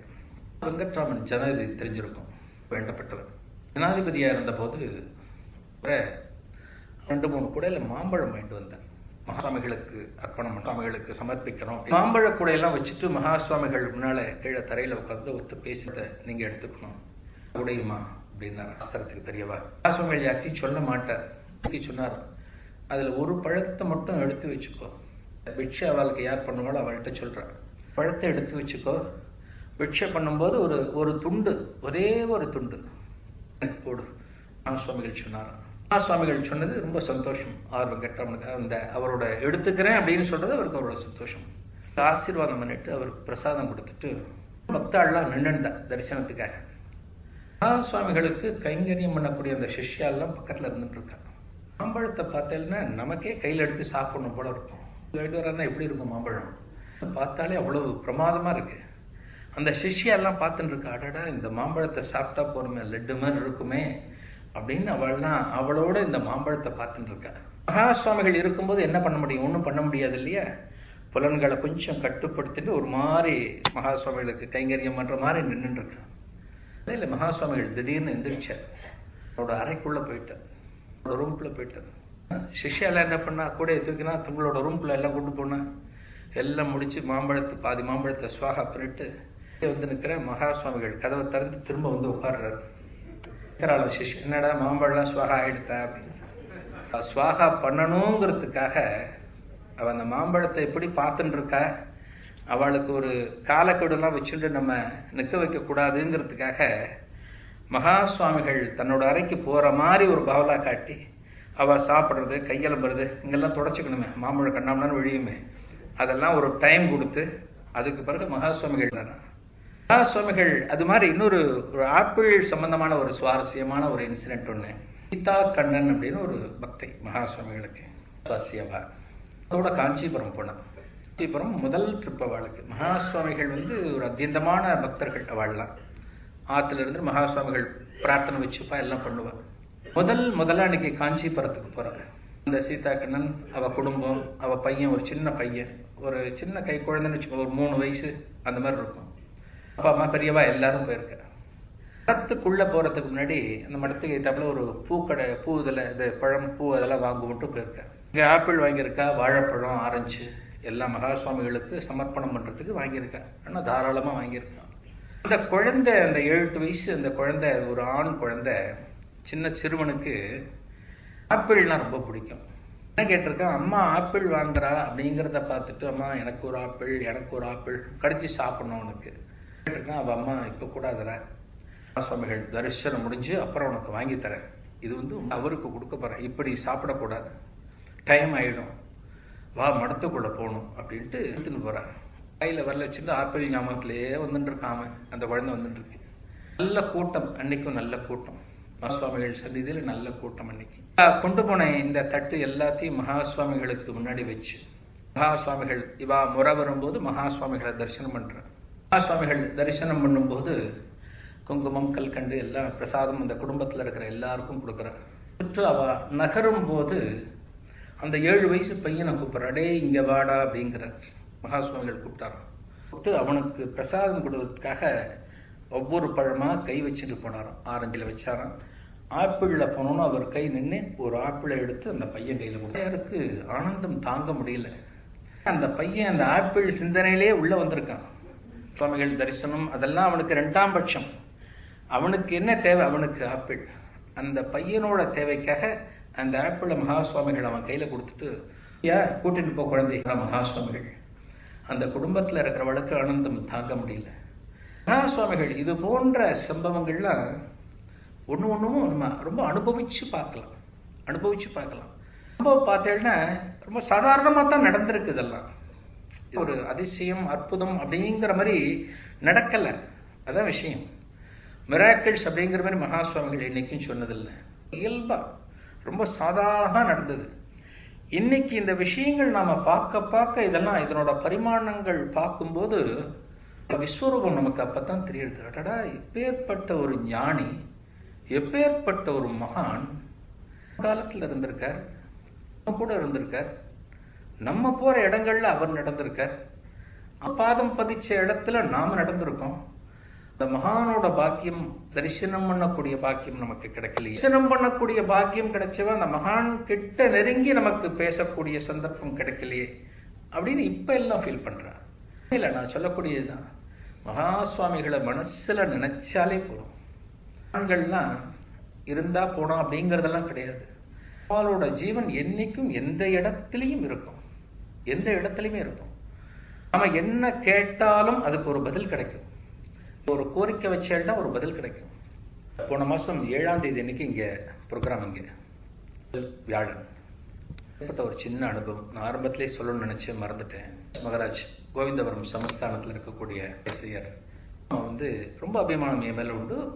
நான் மடத்துக்கு போகும்போதெல்லாம் பார்ப்பேன், விட்டல்தாஸ் சமஸ்தானம் போகும்போதெல்லாம் பார்ப்பேன். என்கிட்ட நான் மகா பெரியவா பத்தி சொல்ல ஆரம்பிச்ச பிறகு ஒரு நாள் விட்டல்தாஸ் இருந்தார், பாண்டி பஜார்ல இருந்தார். நீ அவரை பார்க்கவே இல்லை, வாணி இன்னைக்கு பார்க்கணும். இன்னைக்கு போனப்ப அன்னைக்கு அவர்கிட்ட நமஸ்காரம் கேட்கிறார். இவர் எதுவுமே சொல்லல. பெரியவா பத்தி சொல்றேன்னு தெரியும், ஒரு புஸ்தகம் போட்டிருக்கேன்னு தெரியும். அன்னைக்கு சொல்றாரு, ஜேகேடி அண்ணா சொல்றாரு, இன்னைக்கு காத்தால நீ என்ன பண்ற அப்படின்னு என்கிட்ட கேட்டார். இல்ல சும்மா தான் இருக்கேன், காலைல 7 மணிக்கு இங்க வா, பாண்டி பஜார்ல பாலாஜி கல்யாண மண்டபம்னு நினைக்கிறேன், 7 மணிக்கு இங்க வா. நான் வந்து ஒரு 1.5 மணி நேரம் பேசுவேன். நேரம் பேசுறேன், 1/2 மணி நேரம் மகா பெரியவா பத்தி நீ பேசுங்க. அப்பதான் பேச வந்த டைம். கண் கலங்கி எடுத்தப்ப கண்டிப்பா அண்ணா வந்துடுறண்ணா அப்படின்னு 1/2 மணி நேரம் எனக்கு மகாபிரிவை பத்தி பேசினேன். ஆனந்த சுவாமிகளும் மகா சுவாமிகளும் சம்பந்தப்பட்ட சில விஷயம் ஆனந்தப்பட்டார் அன்னைக்கு. அதுக்கு முந்திலேருந்து இந்த பஞ்சமாமா ரொம்ப பழக்கம். பஞ்சமாமா நான் மகா சுவாமிகள் பத்தி சொல்றேன் அப்படிங்கறது தெரிஞ்சுட்டு என்கிட்ட சில விஷயங்கள்லாம் பரிமாறிப்பார். அப்ப ஆச்சாரியால் உபன்யாசங்கள் அப்படின்னு ஒரு தொகுப்பு இருக்கு. 1957 மெட்ராஸ்க்கு வந்திருக்காரு. சமஸ்கிருத கல்லூரியில் ஃபேமஸான ரொம்ப லாங் பீரியட் வந்திருக்கார் மகா சுவாமிகள். தொகுப்பெல்லாம் நீ அப்பப்ப கேதர் பண்ணி வச்சுக்கோ அப்படின்னு அவன் சொன்னார். என்கிட்ட ஒரு சின்ன வால்யூம் தான் இருக்கு. அதுல உபன்யாசங்கள் தொகுப்பு என்கிட்ட கிடையாது. நான் அவர்கிட்ட சொன்னேன் கிடைக்கும். அப்பவே கலைமகள்ல புக்கா போட்டார். எனக்கு கிடைக்கும், யாரானு வச்சுட்டு இருப்பாரு கேட்டுப்பாரு, இல்ல அவளே கூட போட்டிருக்கலாம் ரீபிரிண்ட், நீ விசாரிச்சுப்பாரு அப்படின்னு. நான் இந்த மீடியால தான் இருக்கு அப்படிங்கறதுனால நானும் அது போட்டதா தெரியல எனக்கு. அந்த மாதிரி புக்கு போடவே இல்லை அப்படின்னு. 2-3 நாள் கழிச்சு ஒரு நாள் போன்ல சொல்றாரு, திருச்சியில என்னோட கிரகத்துல அந்த புக்கு இருக்கு, அன்சாரியால் உபன்யாசங்கள் புக்கு இருக்கு இருக்கின்ற தகவல் வந்திருக்கு எனக்கு, நான் எடுத்துன்னு வந்து தரேன். 7ஆம் தேதி அன்னைக்கு நான் மெட்ராஸ்க்கு வரேன், ராத்திரி பெங்களூர் போறேன். 7ஆம் தேதிக்கு உன்னை எங்க பார்த்து கொடுக்கலாம் அப்படின்னு. வாடி மஹால்ல இருக்கு, ப்ரோக்ராம் இருக்கு, சாயந்தரம் வாங்கோட, நீங்களும் ப்ரோக்ராம் கேட்ட மாதிரி எனக்கு ஒரு பாக்கியம் கிடைக்கும் வாங்கோடான்னு. அன்னைக்கு அந்த புக் எடுத்துன்னு வந்துட்டாருங்க. மாசம் வந்தவளுக்கு தெரிஞ்சிருக்கும் அவர் வந்து. அந்த புக்கை கடைசியா நிகழ்ச்சி முடியும் போது கொடுத்தார். கொடுத்து அதுல 42 இருந்து 52 வரைக்கும் பக்கம்ல பழைய புக்கு அங்கங்க பட்டாணிகள்ல பிக்கிற மாதிரி பிச்சிருக்கா யாரோ அந்த புக்ல இருக்கு பிச்சிருக்கா. இப்ப 400 பக்கம் அந்த புக்குன்னா 300 பக்கம் தான் இருக்கு, 100 பக்கம் காணும். அதை சொல்லிட்டு சொன்னார், அடடா இந்த பக்கம்லாம் மிஸ் ஆயிருக்கு, நான் வேற யார்கிட்டயான இந்த புக்கு இருக்கான்னு பாக்குறேன் அப்படின்னு சொல்லிட்டு என்கிட்ட கேட்கிறார். அன்னைக்கு கேட்கிறார் திரும்ப, இந்த புஸ்தகம் வரலன்னு உனக்கு தெரியுமா? கண்டிப்பா தெரியுமா, திரும்ப வரலன்னு அப்படின்னு கேட்டார். தெரியுமா, நான் எனக்கு வரல, ரீப்ரிண்ட் போடல, வச்சுக்கிறேன் பாத்துக்கிறேன், நீங்க அப்புறம் புக் கிடைச்சா பாருங்கோ அப்படின்னு. 8 மணிக்கு என்னோட ஒய்ஃபும் வந்துருந்தோம். இந்த கோடம்பாக்கம் ரயில்வே ஸ்டேஷனுக்கு ஆட்டோல போயிட்டு அங்கிருந்து அதுக்கு போகணும். அந்த தாம்பரம் போகும்போது கோடம்பாக்கம் ஸ்டேஷன்ல புறப்பட்ட ட்ரெயின் பெட்டி நடுப்புற ட்ரெயினோட நடுப்புற உட்காந்து எலக்ட்ரிக் ட்ரெயின்ல தாம்பரம் கிராஸ் பண்ணும்போது தாம்பரம் ஸ்டேஷன் முனையில விஎல்ஆர் பக்கத்துல ஒரு புஸ்தக கடை ஒன்று உண்டு. உணவாளுக்கு தெரியும், ஒரு புஸ்தக கடை இருக்கு. புஸ்தக கடையில ஒரு பெரிய பிளக்ஸ் தொங்குறது சார். மகாபெரிவா உபன்யாசங்கள் வெளிவந்து விட்டது, பதிப்பகம் ரூபாய் 300. அதாவது நிறைய விஷயங்கள் இருக்கு. இந்த 8:30 மணி டைம் அப்படிங்கிறது இந்த டெக்ஸ்டைலு சரவணா நெல்லி எல்லாம் கூட்டம்லாம் முடிச்சு வீட்டுக்கு போற டைம் அது. இந்த புஸ்தக கடை வாசல்ல அந்த பிளக்ஸ் தொங்குற இடத்துல யாரோ மறிச்சுன்னு நிக்கலாம். கண்ணுக்கு படாம கையிலையோ வேஷ்டியோ பேண்டோ புடவையோ மடிச்சு நிக்கலாம், எனக்கு தெரியாம போகலாம். ட்ரெயின் போற வேகத்துல நான் அந்த பக்கம் போகாம அந்த பக்கம் பார்க்காம இந்த பக்கம் பார்க்கலாம், ரங்கநாதன் சைடு பார்க்கலாம், ரங்கநாதன் ஸ்ட்ரீட் சைடு பார்க்கலாம், அந்த பக்கம் பார்க்கல. எதேச்சியா என்னோட பார்வை அந்த பக்கம் போய் அந்த பிளக்ஸ் என் கண்ணுக்கு பட்டு சொல்ற, நீ எப்படி விசாரிக்காம புஸ்தகம் வரலன்னு சொல்ற? புஸ்தகம் வந்திருக்கேடா, இதோ இருக்கே இந்த கடையில அப்படின்னு மகா சுவாமிகள் சொல்றது மாதிரி நான் உணர்ந்தேன். இன்னைக்கு எனக்கு ரொம்ப சிலிப்பாயிட்டு. இன்னைக்கு சிலிர்த்து போய் எனக்கு ஒரு 5 நிமிஷம் பேச்சு வரல. கிண்டி வர வரைக்கும், அதாவது நான் புஸ்தகம் நான் ரொம்ப நாள் தேடி இருந்தேன். 1957க்கு அப்புறம் போடவே இல்லை புஸ்தகம். இப்ப போட்டிருக்காரு, இப்ப போட்டிருக்கா அந்த புஸ்தகம். உடனே ட்ரெயின்ல போயிட்டு இருக்குமா நான் அண்ணா கிட்ட சொன்னேன், பஞ்சுமா மாட்டேன் நான் அப்படின்னு ரொம்ப தழுதழுத்து சொல்றேன். அந்த இங்க இருக்கு, மாம்பழத்துல இருக்கு, ஒரு பக்கத்துல 100 பக்கம் போன புக்குக்கு இப்ப அவசியமே இல்லாம போயிடுது, இந்த புஸ்தகம் வாங்கினா எல்லாமே கிடைக்கும் அப்படின்னு ரொம்ப ஆச்சரியப்பட்டார். அவருக்கும் சந்தோஷம் தான். மகா சுவாமிகள் சத்தியமா இருந்து நம்ம ஒண்ணு கேட்ட அவர் அனுகிரகம் பண்றார் அப்படிங்கிறதுக்கு இது வந்து நிச்சலமான ஒரு தரிசனம். இது ஒரு உண்மை, ஒரு சத்தியமான உண்மை அப்படின்னு அவர் சொன்னார். அதே போல நம்ம வந்து மனசுல எந்த பிரார்த்தனை ஆகட்டும் சார், நம்ம மனசோட நம்ம வச்சு அந்த மகான்கிட்ட பிரார்த்தனை பண்ணியாச்சுன்னா பரிபூர்ணமா இருந்தா நிச்சயமா அந்த மகானோட ஆசீர்வாதம் நமக்கெல்லாம் கிடைக்கும் சார் நிச்சயமா. மகா சுவாமிகள் அடுத்த நிகழ்ச்சிக்கு வரும். மகா சுவாமிகள் தரிசனம் பண்றதுக்காக அம்மா போய் பார்க்கணும்னு ஆசைப்பட்டார். அம்மாவுக்கு 2வதா ஒரு பெண் குழந்தை பிறந்திருக்கு இருக்கிற அம்மா. அந்த 2வதா பிறந்த பெண் குழந்தை அவ கிரகத்துல இருந்துட்டு இருக்கா. இருக்கும்போது ஒரு நாள் அந்த அம்மாவோட கனவுல மகா சுவாமிகள் வராலாம். வந்து வீட்டுக்குள்ள வரலாம். வீட்டுக்குள்ள அங்கங்க சுத்தி பூஜை ரூம் பார்த்துட்டு, சமையல் ரூம்லாம் பார்த்துட்டு, நைவேத்தியெல்லாம் ஒழுங்கா பண்றாளான்னு பார்த்தாலும் என்னன்னு தெரியல, எல்லாரும் பார்த்துட்டு வெளியே வராலாம். இந்த அம்மா வந்து நமஸ்காரம் பண்ற கனவுல. நமஸ்காரம் பண்ணும்போது அம்மா சொல்றா, எனக்கு பொன் குழந்தை பிறந்திருக்கு, இந்த குழந்தைய ஆசீர்வாதம் பண்ணுங்க. அம்மா மகாசுவாமிகள்கிட்ட சொல்றாளாம். மகாசுவாமிகள் சொன்னாலாம், மடத்துக்கு வா அப்படின்னு கனவுல சொல்றாளாம். அம்மா டக்குன்னு முழிச்சுட்டா. ஒரு 4 மணி இருக்கும் விடிகாலத்துல. இந்த கனவுலாம் கண்டா அப்புறம் தூங்கப்படாது. ஒரு நல்ல கனவு இருந்துன்னு வச்சுக்கோங்க, அப்புறம் படுக்கப்படாது. பல்கள் தேய்ச்சிட்டு நல்ல ஒரு ஸ்ட்ராங்கா ஒரு காஃபியை குடிச்சிட்டு உட்காந்துடணும், படுக்கப்படாது. அப்புறம் அம்மா என்ன பண்ணா, படுக்காம உட்காந்துட்டு மகாசுவாமிகள் பிரார்த்தனை பண்ணிருக்கா. இன்னைக்கு பூஜை காஞ்சிபுரம் போகணும், மகாசுவாமிகளே வந்து சொல்லியிருக்கார் அப்படின்னு காஞ்சிபுரம் போறதுக்கு பிரயத்தனப்பட்டிருக்கா. ஏதோ கணவருக்கு சரி வரல, அவளுக்கு வந்தா குழந்தைக்கு சரியா வரல, அப்படியே நாள் ஓடிட்டு இருக்கு. 15 நாள் 20 நாள் கழிச்சு ஒரு நாள் அந்த வாய்ப்பு வந்தது. மடத்துக்கு போகக்கூடிய ஒரு வாய்ப்பு. போறா, 2 பேரும் போறா. கை குழந்தையை கூட்டிட்டு பெரிய குழந்தையும் தூக்கிட்டு போறா, மடத்துக்கு போறா. அன்னைக்கு சரியான கூட்டம். அன்னைக்கு இவ வந்து அந்த கியூல நின்று தரிசனம் பண்றதுக்கே போக முடியல, அந்த அளவுக்கு கூட்டம். கார்த்தால மத்தியானம் கொஞ்சம் நம்ம ஓய்வு எடுத்துட்டு சாயங்காலம் உட்காந்து மகாசுவாமிகள் பார்க்கலாம். சாயங்காலம் கொஞ்சம் கூட்டம் குறைவா இருக்கும் அப்படின்னு சொல்லிட்டு அங்கேயே ஒரு ஓரமா உட்காந்துடுறா மடத்துல. கணவன் மனைவி 2 குழந்தைகள். அந்த கை குழந்தை 3 மாசம் இல்ல போட்டுன்னு உட்காந்துடுறேன். சாயந்தரம் வந்துடுத்து, சாப்பிட்டு ரெஸ்ட் எடுத்து எல்லாம் முடிச்ச பிறகு திரும்ப சாயந்தரம் மகாசுவாமிகள் தரிசனத்துக்கு பக்தாள்லாம் வர ஆரம்பிச்சுட்டா. ஏன் உட்கார்ந்துருப்போம், நம்ம ஒரு டைம் கிடைக்கும் போது போய் பார்க்கலாம் அப்படின்னு உட்கார்ந்துருக்கேன். 1/2 மணி நேரம் போன பிறகு மகாசுவாமிகளோட ஒரு தொண்டர், அவருக்கு கைங்கரியம் பண்ணக்கூடிய ஒரு பக்தர் மகாசுவாமிகள் கூப்பிட்டு, ஒரு அம்மா உட்கார்ந்துருக்காள் மடியில குழந்தைய வச்சுட்டு மகாசுவாமிகள் சொல்றார். இந்த தொண்டர் அந்த அம்மா கிட்ட போய் குழந்தைய கணவன்கிட்ட கொடுத்துட்டு எந்திரிச்சாலும் குழந்தையோட வர சொல்றா சொல்லியிருக்காரு. இந்த குழந்தைய எந்திட்டு மகாசுவாமிகள்கிட்ட போயிருக்கா. அந்த அம்மா சுவாமிகள்கிட்ட போனோன்னு வச்சுட்டு இருக்கா. சுவாமிகள்கிட்ட ப்ரே பண்றா. சுவாமிகள் அந்த குழந்தை எங்கிட்ட கொடு அப்படிங்கிறாள். யாருக்கும் கிடைக்காது இந்த பாக்கியம்லாம்.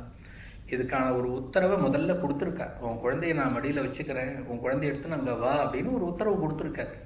குழந்தைய எங்கிட்ட கொடுன்னு அந்த தொண்டர்கிட்டேருந்து குழந்தைய வாங்கிட்டு அவர்கிட்டேருந்து குழந்தைய வாங்கிட்டு மகாசுவாமிகள் தன்னோட மடியில அந்த குழந்தைய வச்சிருந்தாரு. 10 நிமிஷம் இல்லை சார், 1/2 மணி நேரம். 1/2 மணி நேரம் அந்த குழந்தைய மடியில வச்சிருந்த பிறகு பேர் வச்சாச்சா அப்படின்னு கேட்டாலாம் மகாசுவாமிகள். அந்த உங்க படிமா நிக்கிற ஆனந்தம் தாங்க முடியல. ஒரு பாக்கி யோசிச்சு போறக்கூட வந்து மகாசுவாமிகள் தூக்கி வச்சுட்டு இருக்காரு அப்படின்னா அது எப்பேற்பட்ட பாக்கியம். அது எல்லாருக்கும் கிடைக்குமா? அதெல்லாம் குழந்தைய வச்சுட்டு இருக்கும்போது மகாசுவாமிகள் கேட்கிறார், குழந்தைக்கு பேர் வச்சாச்சா அப்படிங்கிறார். இல்ல, வந்த பிறகுதான் வைக்கணும். கனவுல நான் உன்னை வர சொல்லி இருந்தேன்ல அப்படிங்கிறாரா மகாசுவாமிகள். குழந்தைக்கு சொன்னார், அனுஷா அப்படின்னு பேர் வச்சுக்கோ குழந்தைக்கு சுவாமிகள் சொன்னார். மகாசுவாமிகள் ஒண்ணுமே மகாசுவாமிகளோட அற்புதங்கள் பேச பேச பேச பேசிட்டே இருக்கலாம். மணி 8 ஆயிடுத்து. எங்க இருந்தும் வந்திருப்பேன். எல்லாரும் நிறைய பேசலாம், நிறைய அனுபவங்கள் பேசலாம். நம்ம அடுத்து ஒரு நிகழ்ச்சியில இன்னும் கொஞ்சம் கூடுதல் அனுபவங்கள் பார்ப்போம். இந்த நிகழ்ச்சிக்கு வந்திருந்து இந்த நிகழ்ச்சியை கேட்டு இன்புற்ற அனைத்து சுவாமிகளின் அருள் பரிபூர்ணமாக கிடைக்க வேண்டும் என்று பிரார்த்தித்துக் கொண்டு விடைபெறுகிறேன். வணக்கம்.